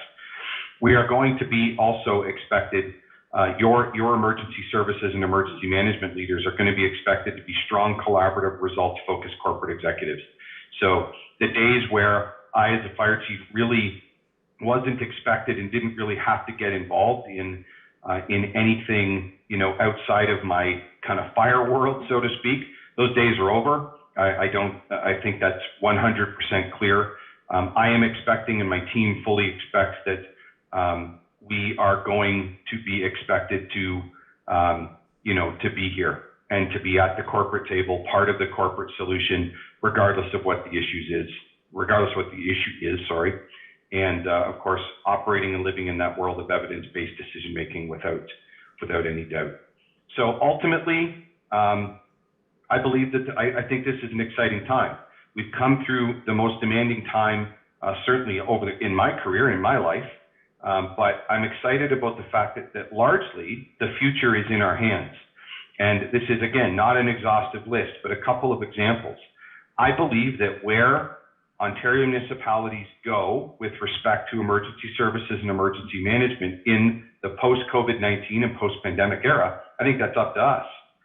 So here's some of the things that I'm just going to share with you that we are planning for, that is on my radar and we're planning for in our organization. I believe that we're going to see very high attrition rates moving forward. There's a lot of people who are eligible to retire who have endured a lot through COVID. And I think we should expect to see a lot of decisions being made in the near future, where people are just going to start to opt out and leave. That produces a very significant loss of institutional knowledge. So I think we need to actively plan for that. That can't be a passive plan, because that type of drain is going to be very challenging for us to deal with. I think we should expect and plan for some of those traditional job qualifications and JPRs and job performance expectations. I don't think they're going to stay the same. I think the public is going to expect the bar to be raised. Our leaders are going to expect the bar to be raised. And that means that, speaking for me locally, one of my responsibilities is to make sure that the people that exist in the various leadership roles and who aspire to be leaders in our organization understand that, in essence, the qualifications that may have got you the position before likely aren't going to be enough to get you the position next. So I think we owe it to our people to be candid about that and to be prepared. I think there will be a much higher value placed on relationships between emergency management professionals and emergency services or emergency response organizations. In Toronto, I'm fortunate because I get to work with the Office of Emergency Management every day. It wasn't always that way, and it certainly isn't that way in many jurisdictions, in many municipalities. I don't offer any opinion as to what from an org structure perspective, but I think there will continue to be an expectation that all of those various groups are going to be able to be nothing less than directly collaborative and very visibly connected, working on the same team and working together. This kind of siloed view that we may have seen in the past, I think, is long over. Undoubtedly, I'm expecting to see very significant funding challenges on a go-forward basis. certainly as the realized and the real economic impacts of the COVID-19 funding deficits become understood. We're a long way from being done the response to this pandemic, and we're frankly a long way from being done paying for it. So I'm certainly planning, and our team is planning diligently for the fact that that's going to get harder for us, not easier. And I think that emergency services and emergency management organizations are going to be expected and needed really to take the responsibility for looking at other things that may have been a little bit outside of our respective scopes, like managing things like on a corporate basis or municipal-wide basis, personal protective equipment management and pandemic reserve planning and PPE, that whole supply chain management. Those are things that, of course, in the early stages of the response to COVID, there was nothing more, little to nothing more pressing and emerging as the shortages of PPE. So I think we need to be prepared for the fact that we're going to need to deal with and hands-on manage things that we would have maybe traditionally thought lies outside our scope of expertise or responsibility. I'm going to leave you with this point. And this is something that I shamelessly borrow from my wife, who is one of the most brilliant technology executives I've ever watched and I've ever met. She's a great leader and a fantastic technology executive mind. And I listened to her one time sharing with her team and explaining to her team that the model of success for their team moving forward was to become the architects of how. And I thought, what a brilliant statement that is, because that is the greatest definition or the greatest definition of success for any emergency management operation or organization, any emergency service organization, and really for any municipality, if we can actually become the undeniable architects of how. These emergency managers, emergency planners, emergency responders, incident commanders need to be the people who, problems go in one end of this magic machine and solutions come out the other end.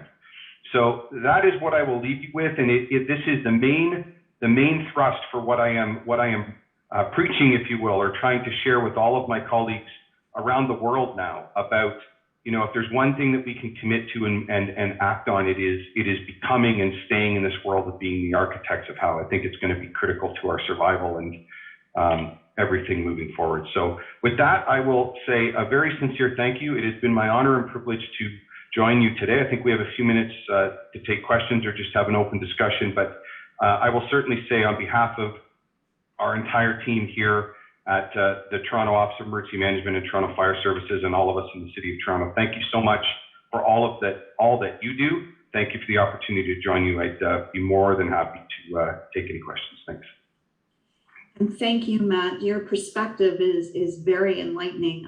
I must admit, this is not something that I myself have been actively involved in. So your presentation really actually created a lot of questions for me, but I'm going to get to the delegates first before myself. So the first question comes from David McLeod, and he says, your presentation as well as Dr. Feltmate's presentation talk about the fact that municipalities have gotten really good at responding to incidences. Society, however, is not effective at seriously responding to the growing declared state of a climate emergency. Could an incident command structure be applied to the climate emergency to accelerate action on proactive climate adaptation and greenhouse gas reduction? Man, I love that question. That's fantastic.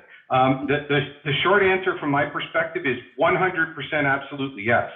The purpose of an incident management system is really to wrap our hands around, or it's a means by which to effectively define a problem, to establish what those key strategic priorities are, and then to put an engine in motion to drive the completion of those key strategic objectives. So I think, David, 100% yes. I've seen it countless times over the last 18 months, all the way from, I showed the one slide about, we created a PP management task force, entirely new. We had never created a PP management task force, but put that together, put an incident management structure around it, set a key set of outcomes and objectives, and of course, using the same methodologies that are used every day, drove the solutions and was able to get that done. So I would love the opportunity to look at how we can bring all of these things and all of these lessons we've learned from incident management and put a more proactive lens on it, understanding what are the key objectives from a climate change perspective. Because, I mean, make no mistake, every time we get a serious, we're dealing with floods every time it rains, right? And that's not going to get better. That's only going to get worse. So if we could I'm thinking the royal we, right? This global we. Globally, if we could ever get to the point where we could think about these things, much like, the strategic priorities I talked about in COVID, number one, save lives and prevent the spread of the virus. If we could establish 2 or 3 very clearly articulated, very easy to understand objectives from a global climate change management and translate that into an outcome statement from an emergency response perspective, I think we'd be on gold. Perfect. Wayne Olson, you have your hand up if you can unmute.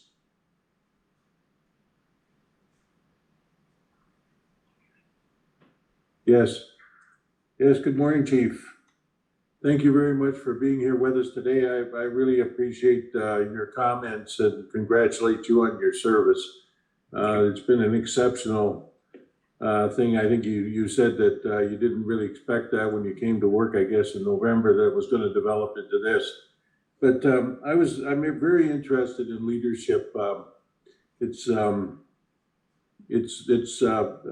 topic that I've spent a lifetime working at it, probably 50, 60 years at it, starting in the armed forces and large businesses and as an entrepreneur. And I see the traits that you're exhibiting of a very effective coach, somebody who's willing to listen and be coached themselves. And I think that's going to be a key thing, moving from management into coaching.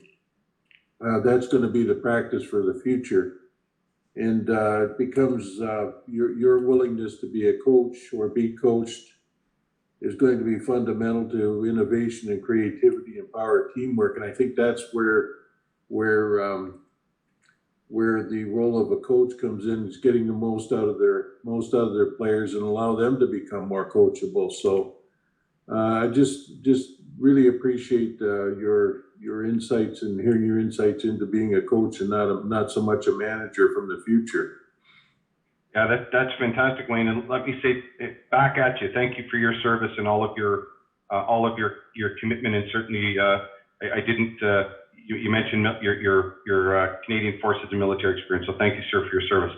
I agree entirely with your view on coaching and really this important transition from maybe traditional management to more to a leadership standpoint. And this is something that I could dominate this screen for the next forever. Monica's smiling. I mean, she knows that better than most. I could talk about this forever, but I think probably the most succinct thing I can say actually deals with being succinct.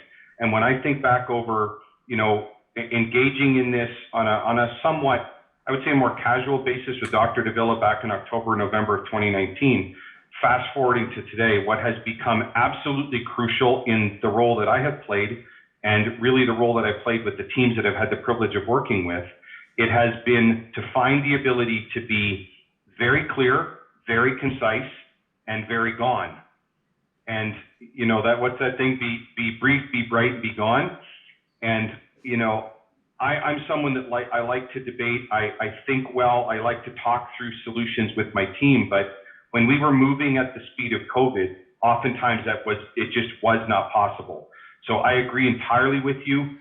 This really, really highly developed coaching skill set and the ability to engage with one of our leaders, give them or help them get the help, help them get the perspective they need, help them get to where they need to be, and then get out of their way and let them deliver, has become absolutely crucial, because I had no time to get stuck. None whatsoever. We had to, hit and move on. So point well made, sir, and I agree with you 100% on the importance of transitioning to coaching-based leadership. If you have such a program, I'll be happy to be there. Talk for hours. Thank you. Right back at you. You tell me when it is, and I'm joining. So I guess one of the questions that I had as you were talking was, small municipalities actually have a hard time competing for skilled leaders Mhm. already, and you're talking about extra competition now. So how are we going to do this is the first question. And perhaps how can municipalities work together? Like, do we really need to have these skills in 444, or is it that we can do on a regional basis? Just wondering what your perspective is on that. Yeah, great question, Judy. I don't think there's, I actually had a slide in, and you know, for brevity purposes, I took it out, but I don't think there's any doubt that one of the impacts or one of the outcomes of the, you know, what the pandemic will be. I think we're going to see a number of constructs and processes like after action reports or commissions of inquiry or whatever that's going to be. And I think that's important work. But I also believe that one of the outcomes of all of this will be the increased drive for shared services, for whether it becomes, you know, Monica's going to laugh again, whether it becomes regionalization or whatever that looks like. I don't know those things. My crystal ball is foggy on that. But I don't think there's any doubt at all that all of us need to be able to, there needs to be pre-existing constructs in place where we can go and access this kind of expertise without necessarily having to own it. And, you know, it's an interesting thing because I can tell you that, I'm going to name his name because I was talking to him the other day. Chris Harrow, who's a good friend of mine, he's fire chief in the town of Minto. The services that Chris has provided every day in the town of Minto and the expertise is exactly the same as what I provide in Toronto, right? It's the same expertise, it's the same service to very, very different municipalities. Of course, sure, scope is different maybe, but the expertise is not. And the demands that were placed upon Chris and his team are not. And that's indicative of 400 and, you know, more than 440 jurisdictions and municipalities across our province. So I do think we're going to see a push for collaboration. I think that we're going, and we need to. And you know, when I said the future's in our hands, I challenged my fire chief colleagues to say we need to be the ones leading these discussions about, you know, collaborating on thoughts and processes and building depth of response. Any incident management system relies on our ability to have, you know, these multiple levels of depth so that we can operate 24 hours a day, 7 days a week. Very, very few. Even the city of Toronto, we didn't even have enough people to sustain that. That's why we had thousands of people on redeployment, right? Pulling people from one area into another. So, I mean, if an organization with more than 30,000 staff couldn't make that happen without moving people around, I don't think there's another municipality that can either. So I think that will be important policy work that's going to need to happen. And I can tell you locally, you know, both here and some of the other elected officials that I have the privilege of talking to, those are conversations that, at least with me, are very live, and I think need to continue to be very live. So I know we've gone over time, but I do have another question I wanted to pose to you. And that is, what should the key priorities be for municipal councils in this next generation of emergency management? I think first and foremost, it is expanding the definition of preparedness. So we talked about emergency, you know, we always talked about emergency preparedness, and that meant a lot of things to a lot of people. I think some of the key priorities, or one of them certainly needs to be taking a really hard look at, you know, from an organizational structure perspective and really from an internal depth of competence perspective to make sure and really do that hard, accurate assessment. Do we have the skill set that we need to lead our municipality through whatever the next major emergency is? And do we have enough depth and enough, you know, again, whether it's internal or whether it's through some kind of partnership agreement, whether it's, you know, with neighboring municipalities or however that's going to work, do we have systems and structures in place to make sure that there's no interruption of those services and that we can continue to absorb other things as they happen? One of the other slides I took out, Judy, was this acknowledgement that, you know, COVID's this really interesting thing because it dominated my life. It's dominated our, you know, all of our lives, but nothing stopped. We were still responding to fires and medical incidents and rescues and, you know, all of the municipal services, like, you know, tens of thousands of medical emergencies that paramedic services responds to. All those services that our municipality delivers, we had to continue to deliver. And, you know, we've been able to transition to largely remote and a very, very a very different business or service delivery model. And I think that to me is the key. How do we diversify our service delivery model? How do we continue to leverage the skills and the fantastic outcomes that Ontario municipalities have built in response at wartime speed in response to COVID, and how do we make sure we never lose those? That would be my advice.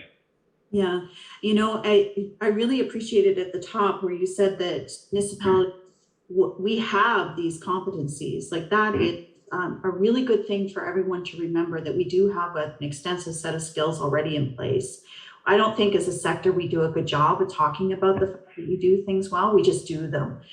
I also, though, and you kind of alluded to this a little bit, I'm more worried, and it's not for today, but more about what's going to happen in the long term in terms of sustaining this, in terms of the morale and mental health of staff who are, in a constant state of emergency while also doing their everyday duty, which was already, stretched at the best of times. So, like I said, that's not for today, but definitely something that I've taken away as something that we probably need to think about a little bit more. For sure. Yeah.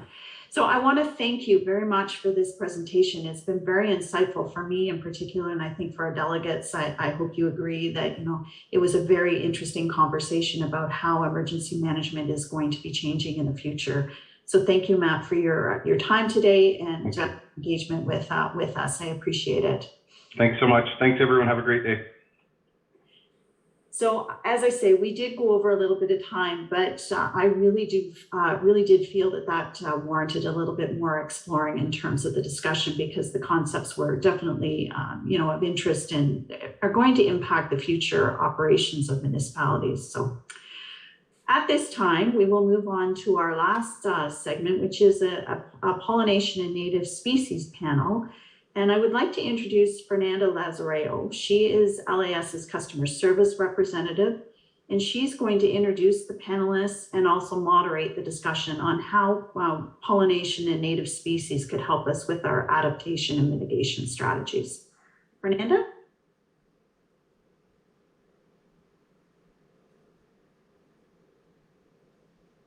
So yes, I'm Fernanda Lazaro. Some of you probably know me as Fern. I'm the customer service representative at LAS, and I'm excited about this session because I'm very passionate about the environment and bees especially. But as much as I'd like to preach about my bee revolution, the panel is here to discuss how pollinator and native gardens might help the environment, might improve the environment, while reducing financial risks to your municipalities. So each panelist will present for about 5 minutes, after which you'll get a chance to ask your questions by entering them into the chat box. So I'll introduce our panelists. So our first panelist is Sarah Winterton, and Sarah is the development specialist for Carolinian Canada. She focuses on expanding the native plant economy in Southern Ontario to meet a growing demand for native plants and habitat restoration, green infrastructure, pollinator gardens, and more. In 2017, Sarah helped launch In the Zone, and it's a program designed to encourage gardeners to add more native plants to their gardens and help biodiversity. I'll just go through the panelists and then I'll have you guys present one after the other. And our second panelist is Vicki Wowczyk.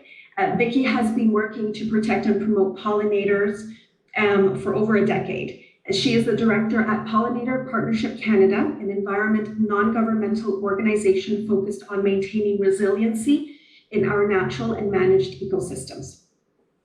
She works to keep on top of new and emerging pollinator issues and manages the full scope of programs, including habitat conservation, landscape management, policy review, support for threatened and critical species, ecosystem service assessments, and outreach and education.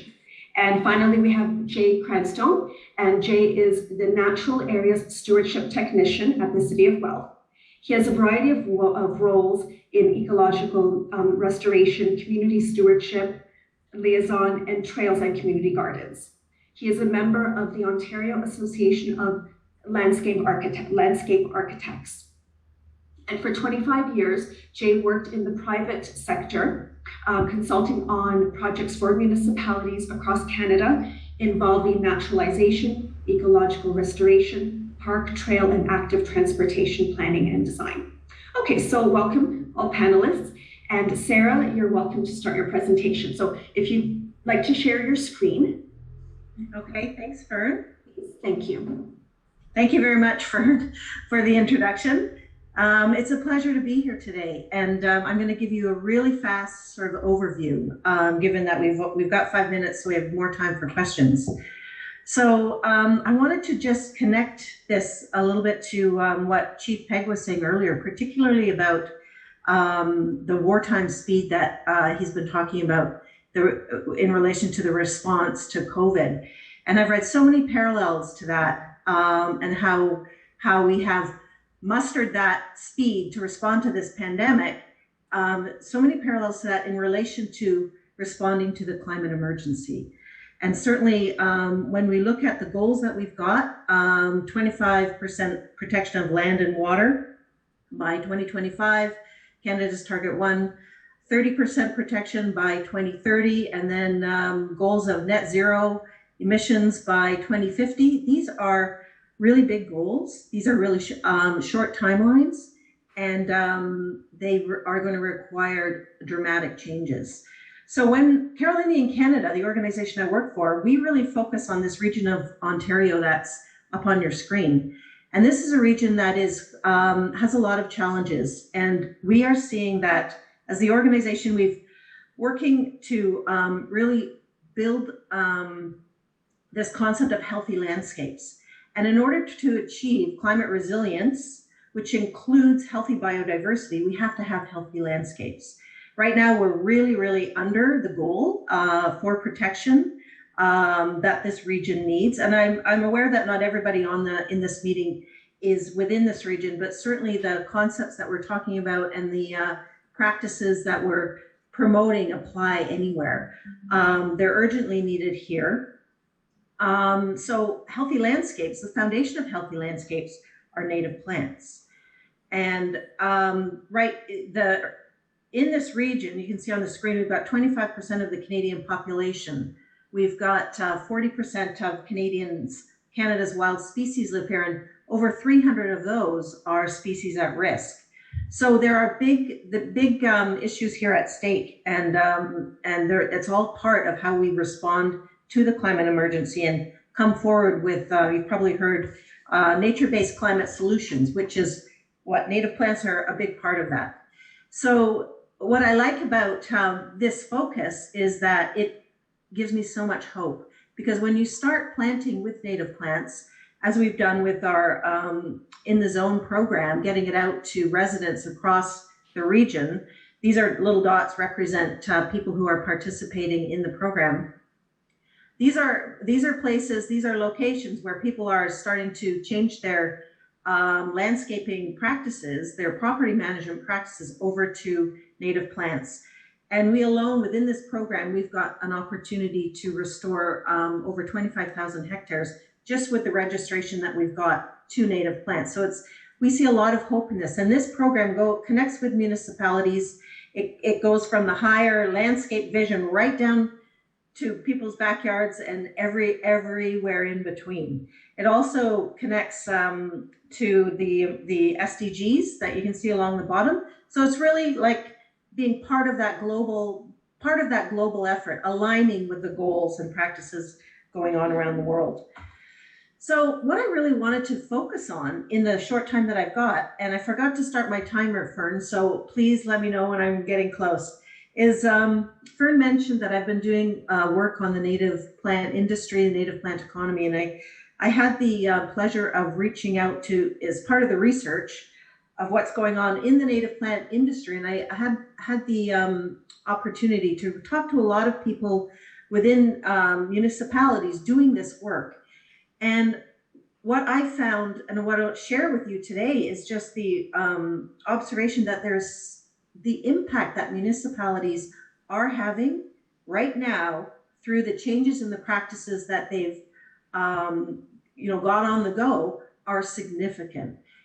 They're not, there's more to do, but what municipalities are currently doing is really important. So if you take the goal that municipalities have right now to to increase urban tree canopy cover. Most of the people I spoke with, they're doing this through planting native trees.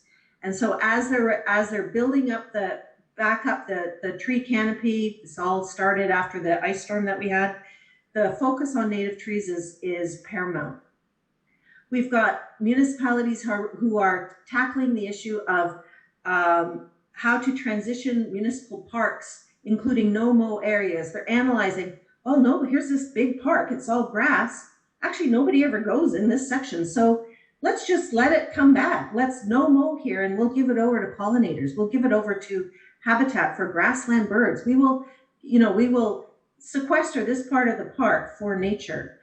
There are green development standards that are coming out that are mandating native plants in new development projects. City of Toronto has this very strong green development standards around new developments adjacent to ravines, where you've got certain areas need to be 100% native plants, and then further away from the ravine, you've got more of a 50% mandate for native plants. So these are important initiatives, and it's not the only municipality with their green development standards, but to my knowledge, I think it's the only one that is mandating that. You've also got municipalities who are dealing with the threats of invasive species, and a recent report by the Invasive Species Center demonstrated that the cost of managing invasives to municipalities and CAs across the province is over $50 million a year. So there's a huge risk right there with what's happening with invasive species. And you can see it's obvious on the landscape with the emerald ash borer and the replacement that's going on now for the tens of thousands of ash trees that we've lost. And the replacement, the dealing with invasive species, is about restoring with native plants, to give native plants the opportunity to take over from the space that invasive species have sort of stolen from the landscape and establish a healthier landscape.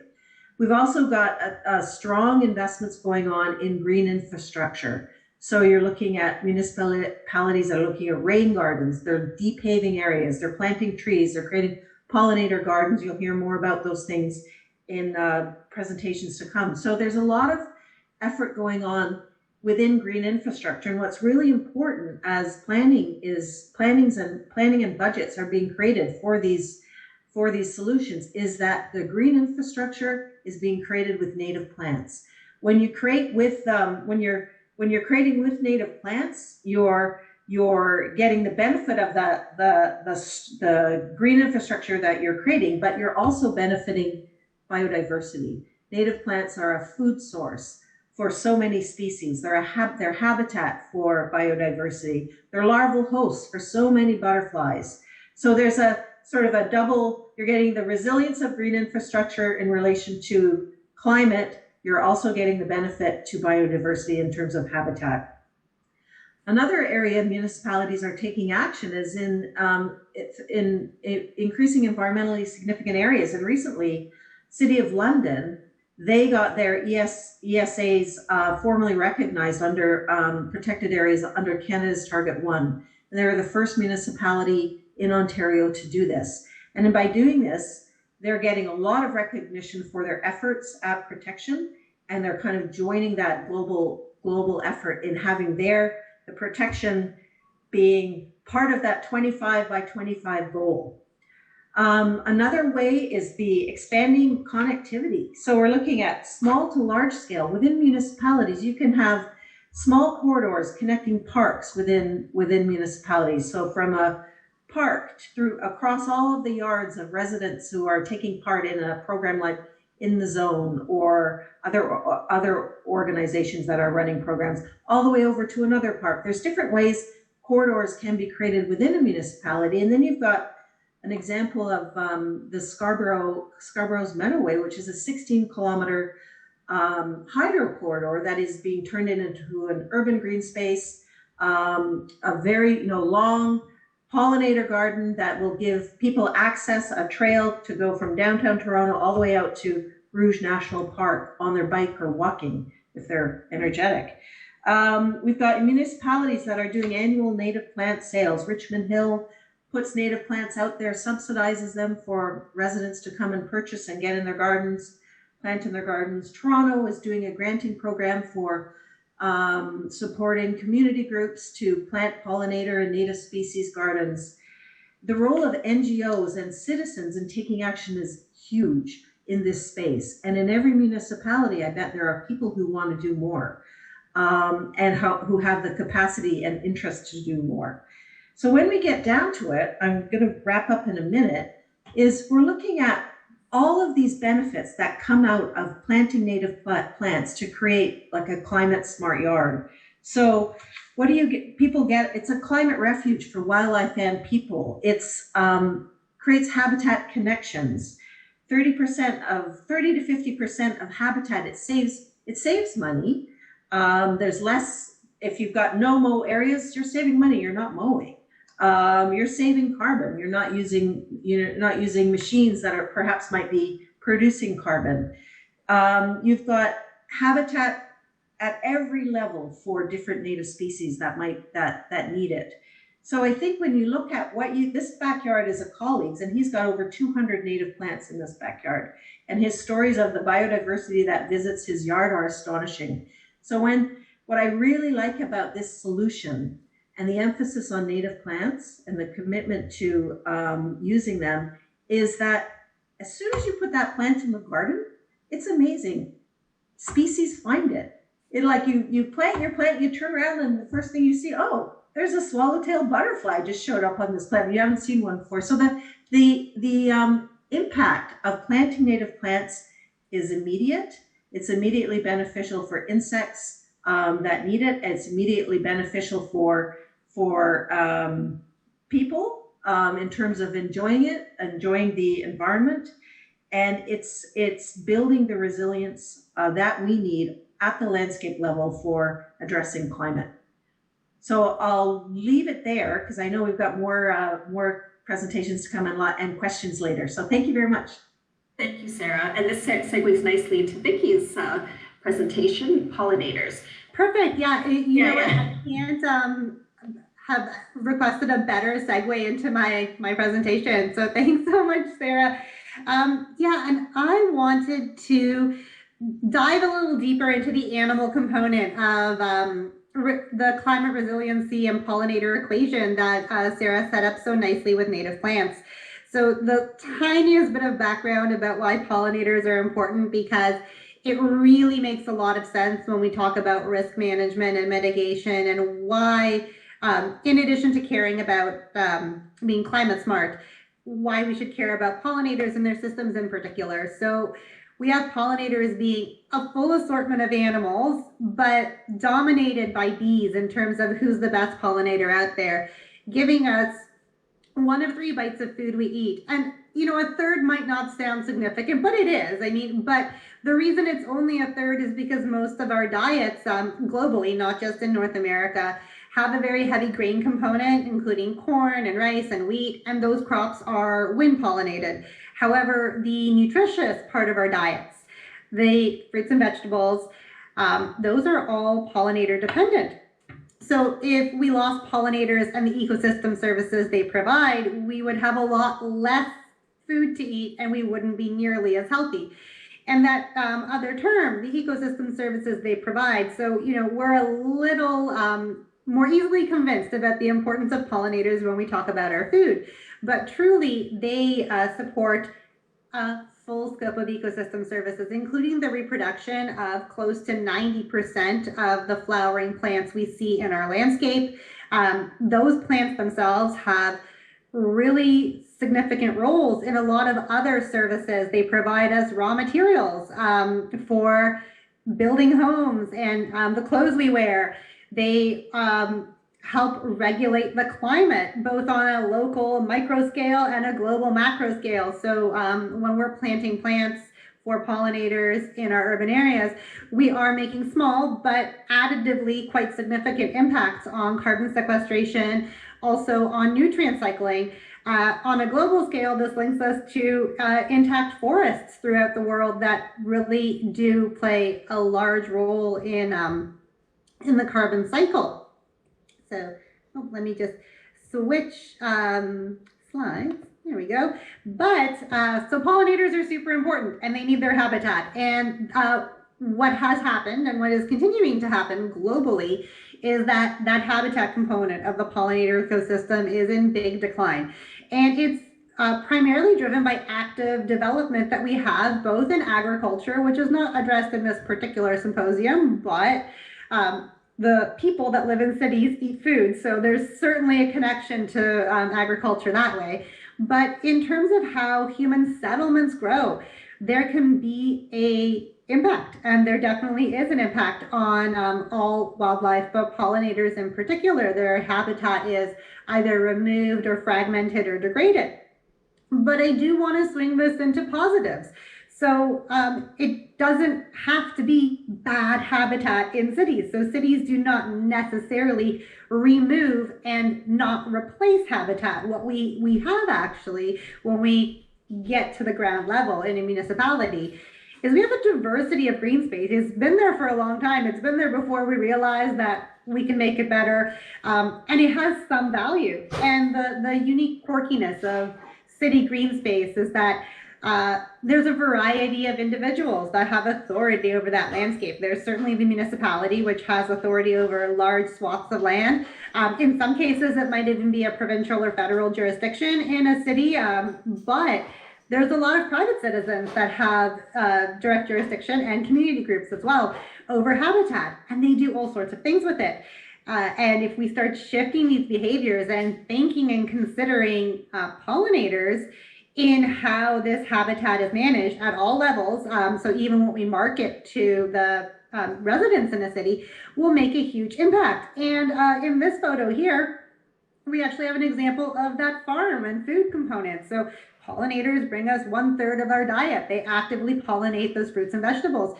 The trend to grow fruits and vegetables in your own home garden, certainly, yes, it's become very trendy during COVID and whatnot. But at the community level, growing fresh fruits and vegetables in community gardens actually is huge, and it supports culture. It supports access to nutritious food that sometimes is lacking in certain areas where there's food insecurity or lack of access to nutrition.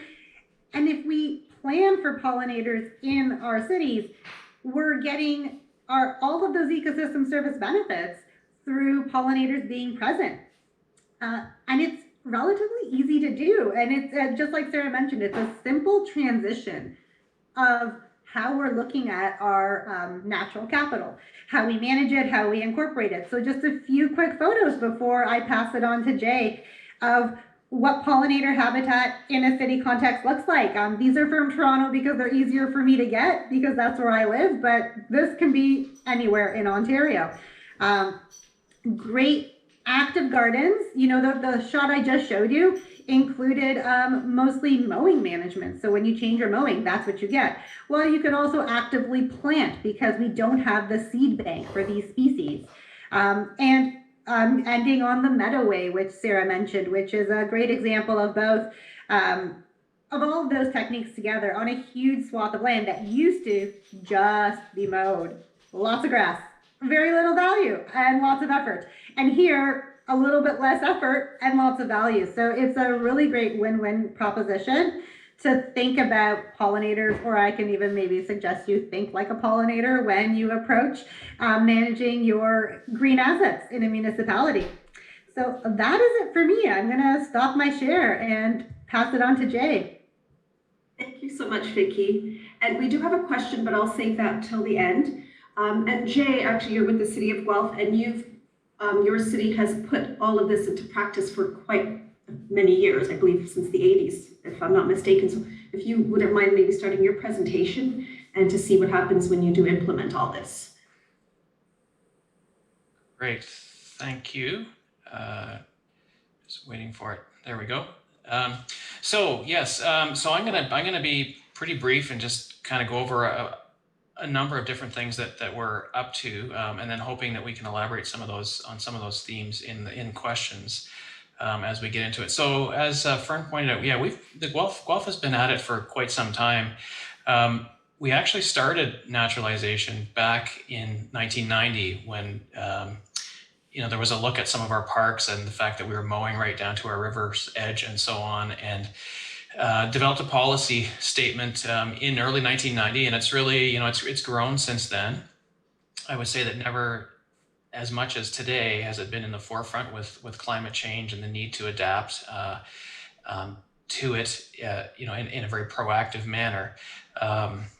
Right now, today, it's really thoroughly embedded in our policy, right from our strategic plan to our official plan, our natural heritage strategy, and then drilling down into those sub plans like our natural heritage action plan and our urban forest management plan. And what these have really done is they communicate the need to make these changes, but it also gives us the teeth and the actions in order to be able to take the steps to make the changes. And we've been doing that for a number of years. And in putting these slides together, I thought it was really interesting just to kind of see how some of our landscapes have changed over the years. And there's 3 images here of the same location nearby one of our main intersections in Guelph. I just wanted to draw your attention to the Speed River, which sort of runs diagonally across the screen. So this is in 1955. You can see there's a nice meander in the river. Lots of buffer space along the edge of the river, some green space in there as well. And then moving on to 1965, a huge change in this same location. And this is not too long after Hurricane Hazel. So you can see in the top right corner of the screen, you can see flood protection, damming of the river. The river's been straightened out. And really noticeable is the fact that the grass runs right down to the edge of the river for the most part.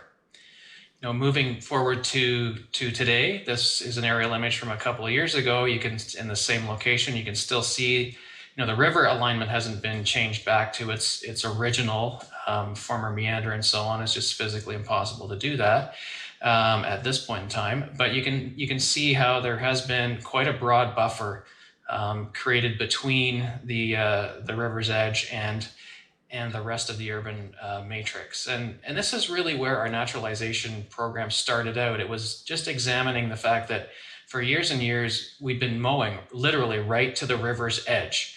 And I mean, if you look at it today, it's it's an aesthetic space. Here's an example of one of our trails along the river. And you can see the mow. We still have mown grass areas for sports and informal activities and so on. But if you look in the background of the photo, you can see a lot of vegetation there that really does form that buffer to the river. And if you had looked at this back in the 1960s, you'd be able to see mown grass right down to the river's edge. So it's changed the aesthetic, it's changed the ecology, it's changed the value, and it's had so many benefits as a result.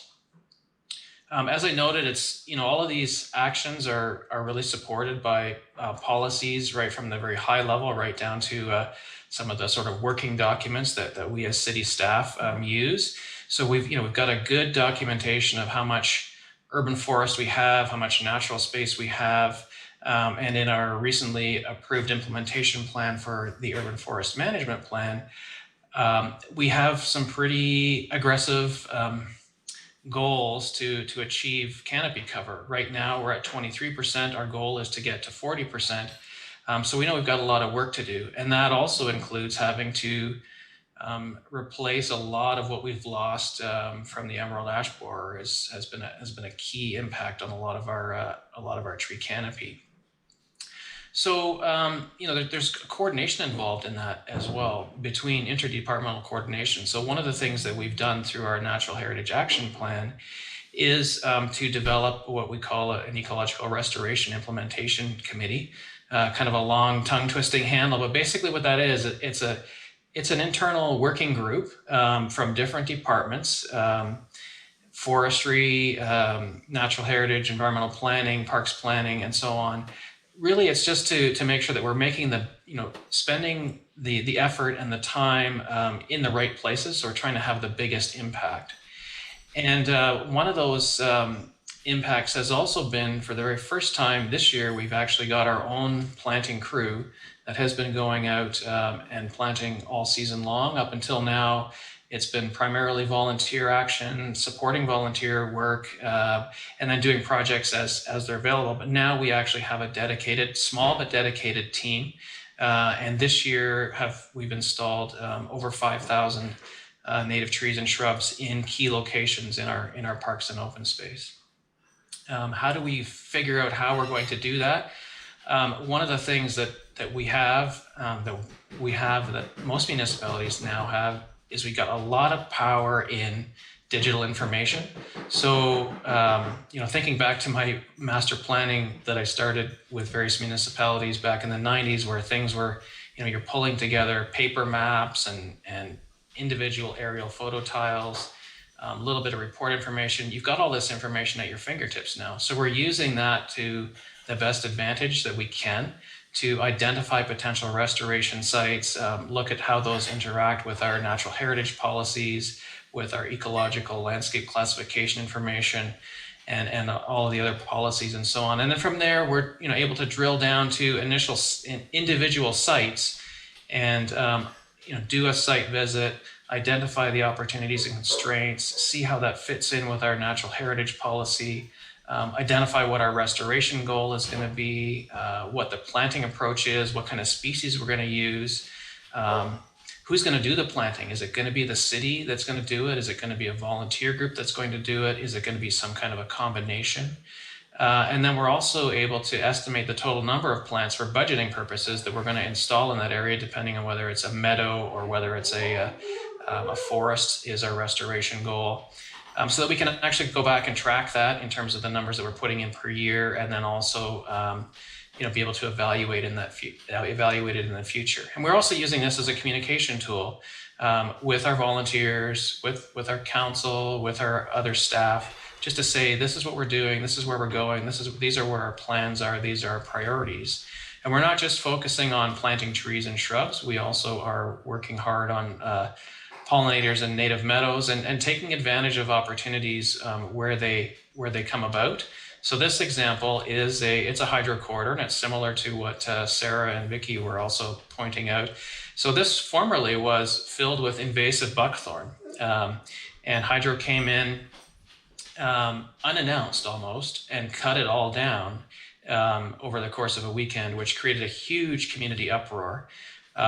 Community was not aware that the plants that were there, they called it a forest, but it was actually filled with non-native invasives. So instead of going back to forest from a management point of view, we elected to go to more of a native meadow, and it's been highly successful. And now the public accepts it, they understand it, and it's really a key part of our landscape. And I just wanted to finish up the introductory slides just by saying, again, it's not something that we, as a city, we try to do all on our own. Some places we're planting with our crew, but a lot of it is based on working closely with volunteers and supporting them wherever we can to really get that extra mileage out of what we can do and how it's perceived from the public point of view. Okay, thank you, Jay. Thank you, all panelists. We actually do have a question, one of the registrants' questions. Dan Truckon, I don't know if I'm pronouncing your name correctly, so I do apologize. So a question about phragmites. What can be planted in areas of dense phragmites, am I saying that correctly, to combat that species? So who would take that question? Would it be Vicky? I was going to say Sarah, the native plant specialist. I'm on the pollinator side, so. Oh, okay. What's the great Phragmites buster? Ladies. And you're muted. I'm not the botanist. We have experts on staff, but there isn't one. Phragmites, you can't. Phragmites is so dense, you can't plant something within it to have it take over. Basically, you have to get rid of the Phragmites first, and it's even difficult to get rid of it. What? Excuse my ignorance. What is a Phragmite? It's a tall grass. It's an invasive species. Its origins I'm not sure, but and it takes over a shoreline and it grows up. It destroys habitat for waterfowl and fish, and it's an impenetrable kind of wall of grass. It looks quite spectacular. It's really tall and wavy, but it's taken over our waterways. It's terrible, the impact that it has on ecosystems. So you have to, my knowledge is limited in terms of the full solution, but you have to get rid of it first. And you do it by cutting, you have to do it by flooding them out. You can, some solutions include hand wicking so that the plant is with chemicals so that the plant is destroyed. So, and then after that, after you've eradicated them, then you could come back in with some wetland plants, looking at likely, that's where you need somebody with more expertise than me to determine which plants to use, and it would depend on what used to be there and, you know, where you are. Thank you. And if I could add to that, I just saw the comment that popped up regarding the Ontario Invasive Plant Council with some best management practices, and that does have some great information. And I would just add that from the City of Guelph's point of view, we do have an invasive management program, and it's focused on several species right now. Buckthorn is our number one. We're actively controlling buckthorn through a number of methods. A couple of other species. Giant hogweed, when we see it, it's fairly isolated. Dog strangling vine and Japanese knotweed are the other species that we're actively trying to control. We do have Phragmites, but as Sarah pointed out, it is just such a difficult battle that we're just not ready to jump in head first on that one yet. We're trying to win the battles that we can. And then restore with native species in those other areas on those other invasives before we dive into Phragmites.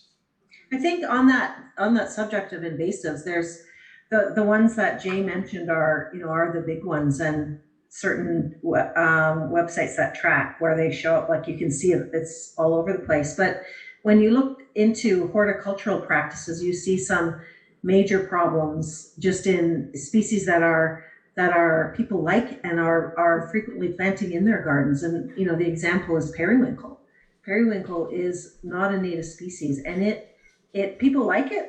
It's an attractive deep green for ground cover, and but it is takes over. It's taking over our woodlands, and again it creates a problem for native plants in that it is so dense and carpets so effectively that other things don't have a chance to grow. So periwinkle is still sold, and people like it for it looks nice, but they don't have an awareness that when they plant it in their gardens or when they're not removing it from their gardens, it's a problem.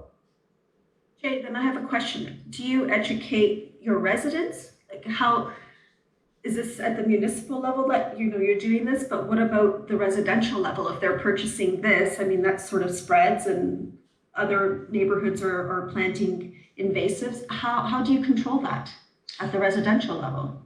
So that's a great question, and it is really difficult. I mean, we do, for the most part, the best that we can do is try to educate residents through we do have a space on our a page on our website that is dedicated to the key invasives. But we also, we've got a booth, and we'll go to public events, and we have materials. Some of it we've acquired from the Ontario Invasive Plant Council to hand that out. We don't get into trying to control it on private properties, but if they are key species and somebody does note it, then we do make a decision whether or not to sort of knock on that door and just let the person know that you do have this plant in your yard, and here's the issue with it. But really it's focused on those 4 key species that we're working on right now. We don't get into telling people telling people actively that periwinkle is a bad thing. We try to educate them, but if it's something like dog strangling vine that we're just trying to get a hold of before it does make a big impact in the city, there've been a couple of instances where we've seen it in a neighborhood in spotted locations. So we will sort of reach out to those neighbors in a sensitive way and just try to help them along and educate them. And I have a copy here on my desk of the Ontario Invasive Plant Council's Grow Me Instead. It's a great resource for residents. And what it basically does is I know it's a little hard when you just peek on the screen, but it shows you the unwanted plant, and it's grown for various reasons. Like Sarah said, oh, periwinkle, great ground cover, and it's pretty. But it gives you an alternative that is native and serves a very similar purpose. So this is a super useful tool, because then it just shows gardeners that they can fulfill that aesthetic or shade tolerant or, whatever they're looking for in a plant characteristic with a native parallel. So highly recommend Grow Me Instead, native plants for Ontario. Thanks, Vicki. Now let's see, there is a question here. I don't know if you're able to see your chat screen here. So Diana asks again, for areas that are no mow, so naturalized, how have you engaged residents to accept these areas? So we have tried some no-mow areas or areas naturalized and seeded with native species, but do get phone calls if they are not maintained. We need to change people's perceptions. So how for the city of Guelph, what were the reactions to when you I did? can start with that. So yeah, public perception. I said that we started back in the early 90s, and the approach for those initial locations was just to stop mowing and then we started putting native plants in. And, I wasn't on staff at the time, but I've been a resident in Guelph for a long time. And I do remember that hitting the media, pretty hard at the time. And I would say public perception, it really was what I would call like an early days concern. Yes, we still do get calls now and again about some of our naturalized areas. Particularly it might be a resident that backs onto a natural area, and the plants that we put in behind their place on our property are blocking their view of whatever they want to see, albeit they bought the property against a natural space, and it is what it is. So, we educate them individually on what we're doing. And usually that really tries to help, and even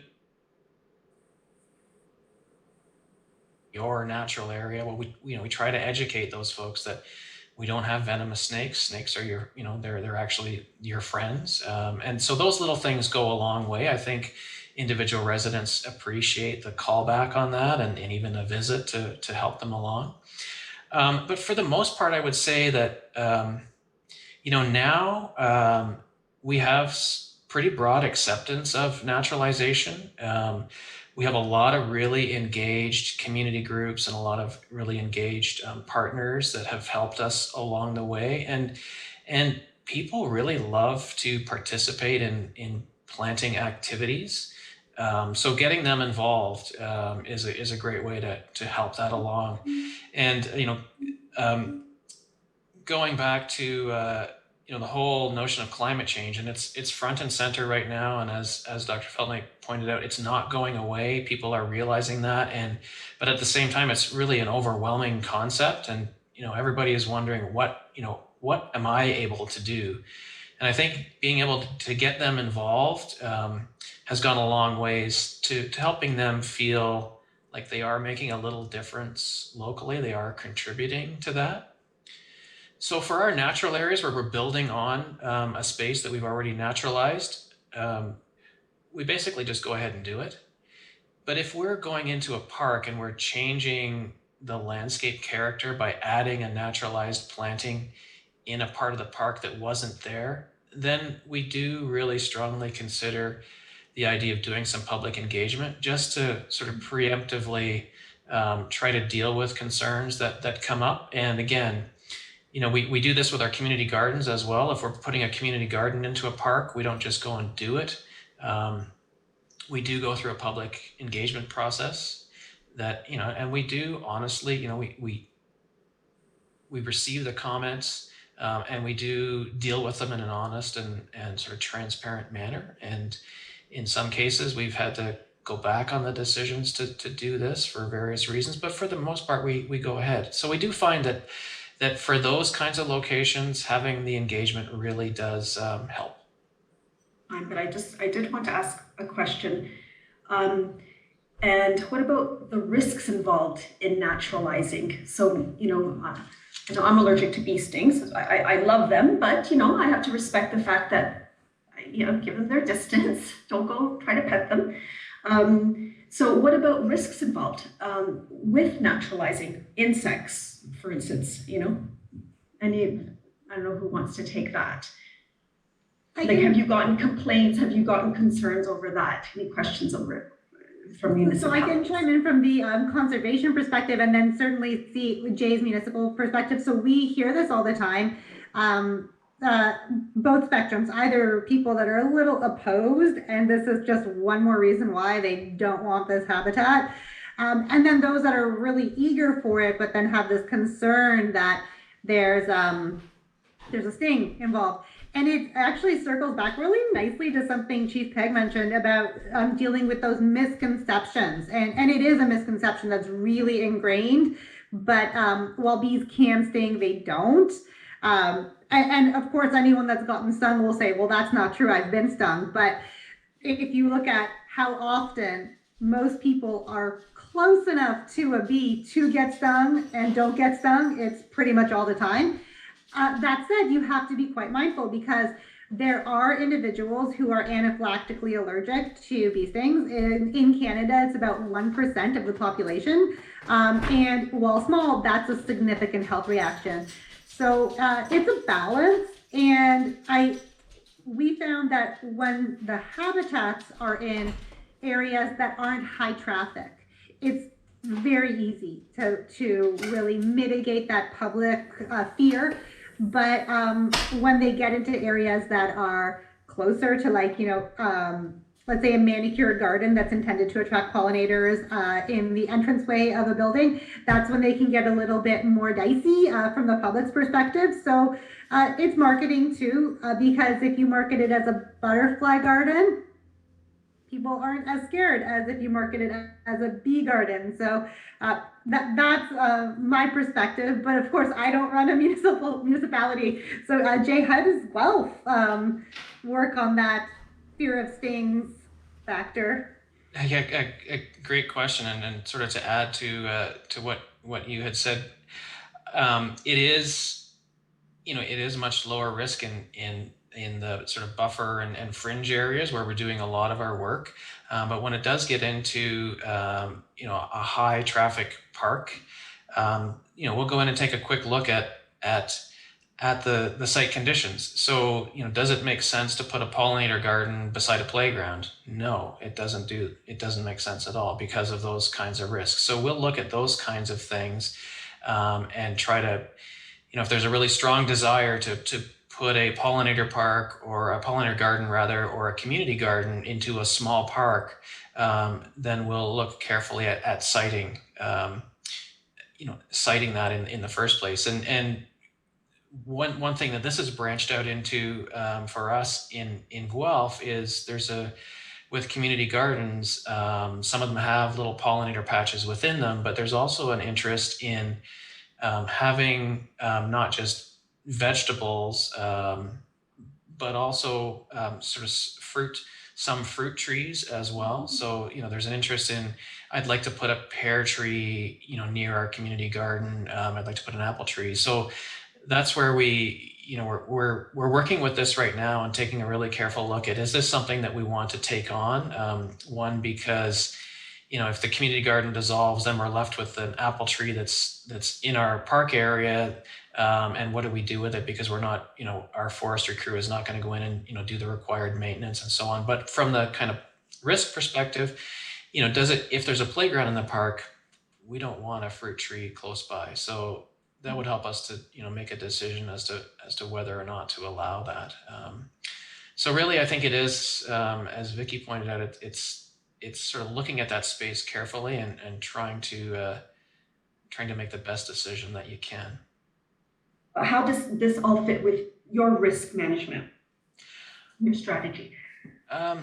That's a great question, and I kind of look at risk as having maybe some different layers. And I would say that at the big high corporate level, there's I guess the biggest risk is not doing anything at all. And this goes back to climate change and acting now, and the old saying that the best time to plant a tree is yesterday, so to speak. And Dr. Feltmate talked about perfection is the enemy of good work. So we're moving ahead to do good work that we know is going to have benefits in the future, and the risk of not doing it is greater than the risk of doing it. So at the high level, I think it's really embedded in our policy, through our climate change policy and so on, and that drills all the way down to the action plans and the working plans that we have, and it's really about retaining what we have and restoring what we've lost. Again, as Barry Feltmate pointed out. So I think so sort of there's that level of risk management, but then there's also kind of the risk at the ground level that we look at as well. So things like tree survival and establishment. So there's risks associated with that. Making sure that we're not planting in the wrong spot, for example. So we want to make sure there's internal coordination, so we don't go and put a whole bunch of effort into planting into an area and then finding out 5 years later that our parks planning was wanting, they have a master plan to put a playground in there. So that's another layer of risk management. And then there's also sort of the risk of public perception, which we've already talked about, and how to deal with that.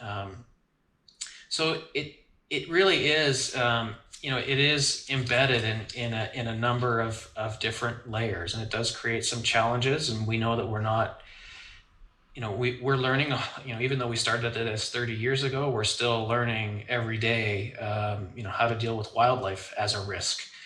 Because with wildlife, we do have deer browse, we do have beavers in some areas. So we're, learning gradually how to accept those and how to adjust our targets and what we're doing to try to respond to those, and how to establish plants in grass areas.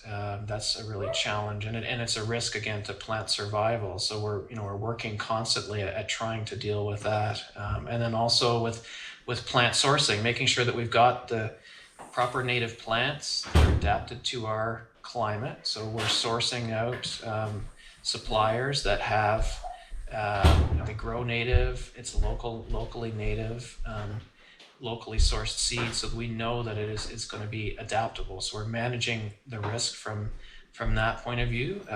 And then for herbaceous species, what we're also doing is we're collecting some of the seed out of our own natural areas that has been there for a number of years, that was put in through other policies in the past. We've got a great resource right in our city, so we're actually able to propagate some of our own native plants and add those back in other areas. So managing, I guess, that level of the risk as well in that fashion. There's quite a few I can discuss this all day long, but we do have to wrap this up. Is there anything that Sarah and Vicky would you like to add? Yeah, just quickly add to Jay's comments about risk, supply chain, and certainly that is a risk, because we know that the demand for native plants, all types of native plants, is really growing, but from the production side with the native plant industry, they are having challenges meeting that demand. So we have seed supply issues for locally grown native plants. We have, then in fact the issues related to enough plants being available for for municipalities to use, and a lot of this is a result of challenges in the procurement process. Native plant growers need a longer lead time in order to produce the plants that a municipality might want to use. And it's difficult to get that relationship set up so that municipalities can be planning a number of years in advance and actually putting in the purchase orders for plants that they're not going to need for 5 years.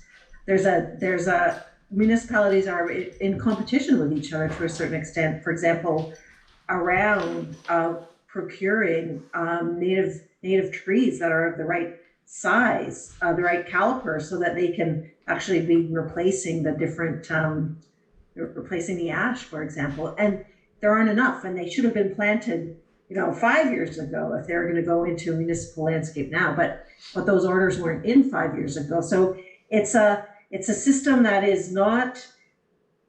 It's a risk right now because as the demand is growing, the supply can't. The system isn't supportive of of an investment in supply, and we have to solve that because it will always be until we solve it, until we can invest in our native plant growers and give them the kind of security of long-term contracts that they need. They can't take the risk. So until we can do that, until we can figure that out, it's going to be a continual problem. So that is something I think we can figure out because it's a problem of our own creation. So we should be able to figure that out. And coming back to the issue of urgency and speed, we have to figure it out pretty fast because those plants need to be going in the ground now to be grown for. If we want to meet our urban forest cover goals, for example, by 2030, it's a lot of trees to get up to 45%. And so we need to be planning across the board for that now. What's native in Southern Ontario might not be native in Northern Ontario. Is that correct? There are different, that's true. There are regional differences, yeah. Great, yeah. And I would just stack onto what Sarah said about planning ahead. Plan pollinators into green infrastructure builds, into retrofitting projects, etc. Something we run into often is we get contacted when a project is already in the ground because someone had this great idea that, well, if we add pollinators to it, it'll be so wonderful. How do we do this? And at that point, it is too late for a lot of reasons, and the budget's gone. But it would have been simple to consider pollinators earlier on, and there are municipalities that already have on deck, for example, when an RFP goes out for any landscape work, that native plants that support pollinators have to be included in that project bid. So thinking like that is really important because it's very easy to add pollinators at the beginning of the project, and they're addable to so many things. Anytime you're putting plant material in the ground, scoping native plants will therefore then attract your pollinators, and there you go. It's that simple. So think ahead. Yep. Thank you so much. And thanks Vicki and Sarah and Jay. Thank you. Thank you. I was just going to say that Jessica was going to have some closing remarks. Thank you. Hi, everyone. We have 1 minute left in today. My name is Jess Jaremchuk. I'm the Director of Risk Management for Intact Public Entities. What an incredible morning, eye-opening morning. I definitely learned a lot. So on behalf of IPE, I'd like to thank LAS. It is always so amazing partnering with Judy and her team on initiatives like this. I'd like to thank our amazing speakers, Dr. Feltmake, Chief Peg, Jay, Sarah, Victoria. Thank you so much. And for those of you who are here today, our participants, thank you. Thank you for being engaged, asking questions, some great discussion today. Tomorrow, we've got another great morning. So you guys are going to follow your links to either the asset management or the living on the edge about shore erosion. But do not worry, whichever one you are not in tomorrow, you will be able to view the recording of it for 30 days afterwards. So I hope everyone has a great afternoon, and I look forward to seeing everyone tomorrow. Have a great rest of your day.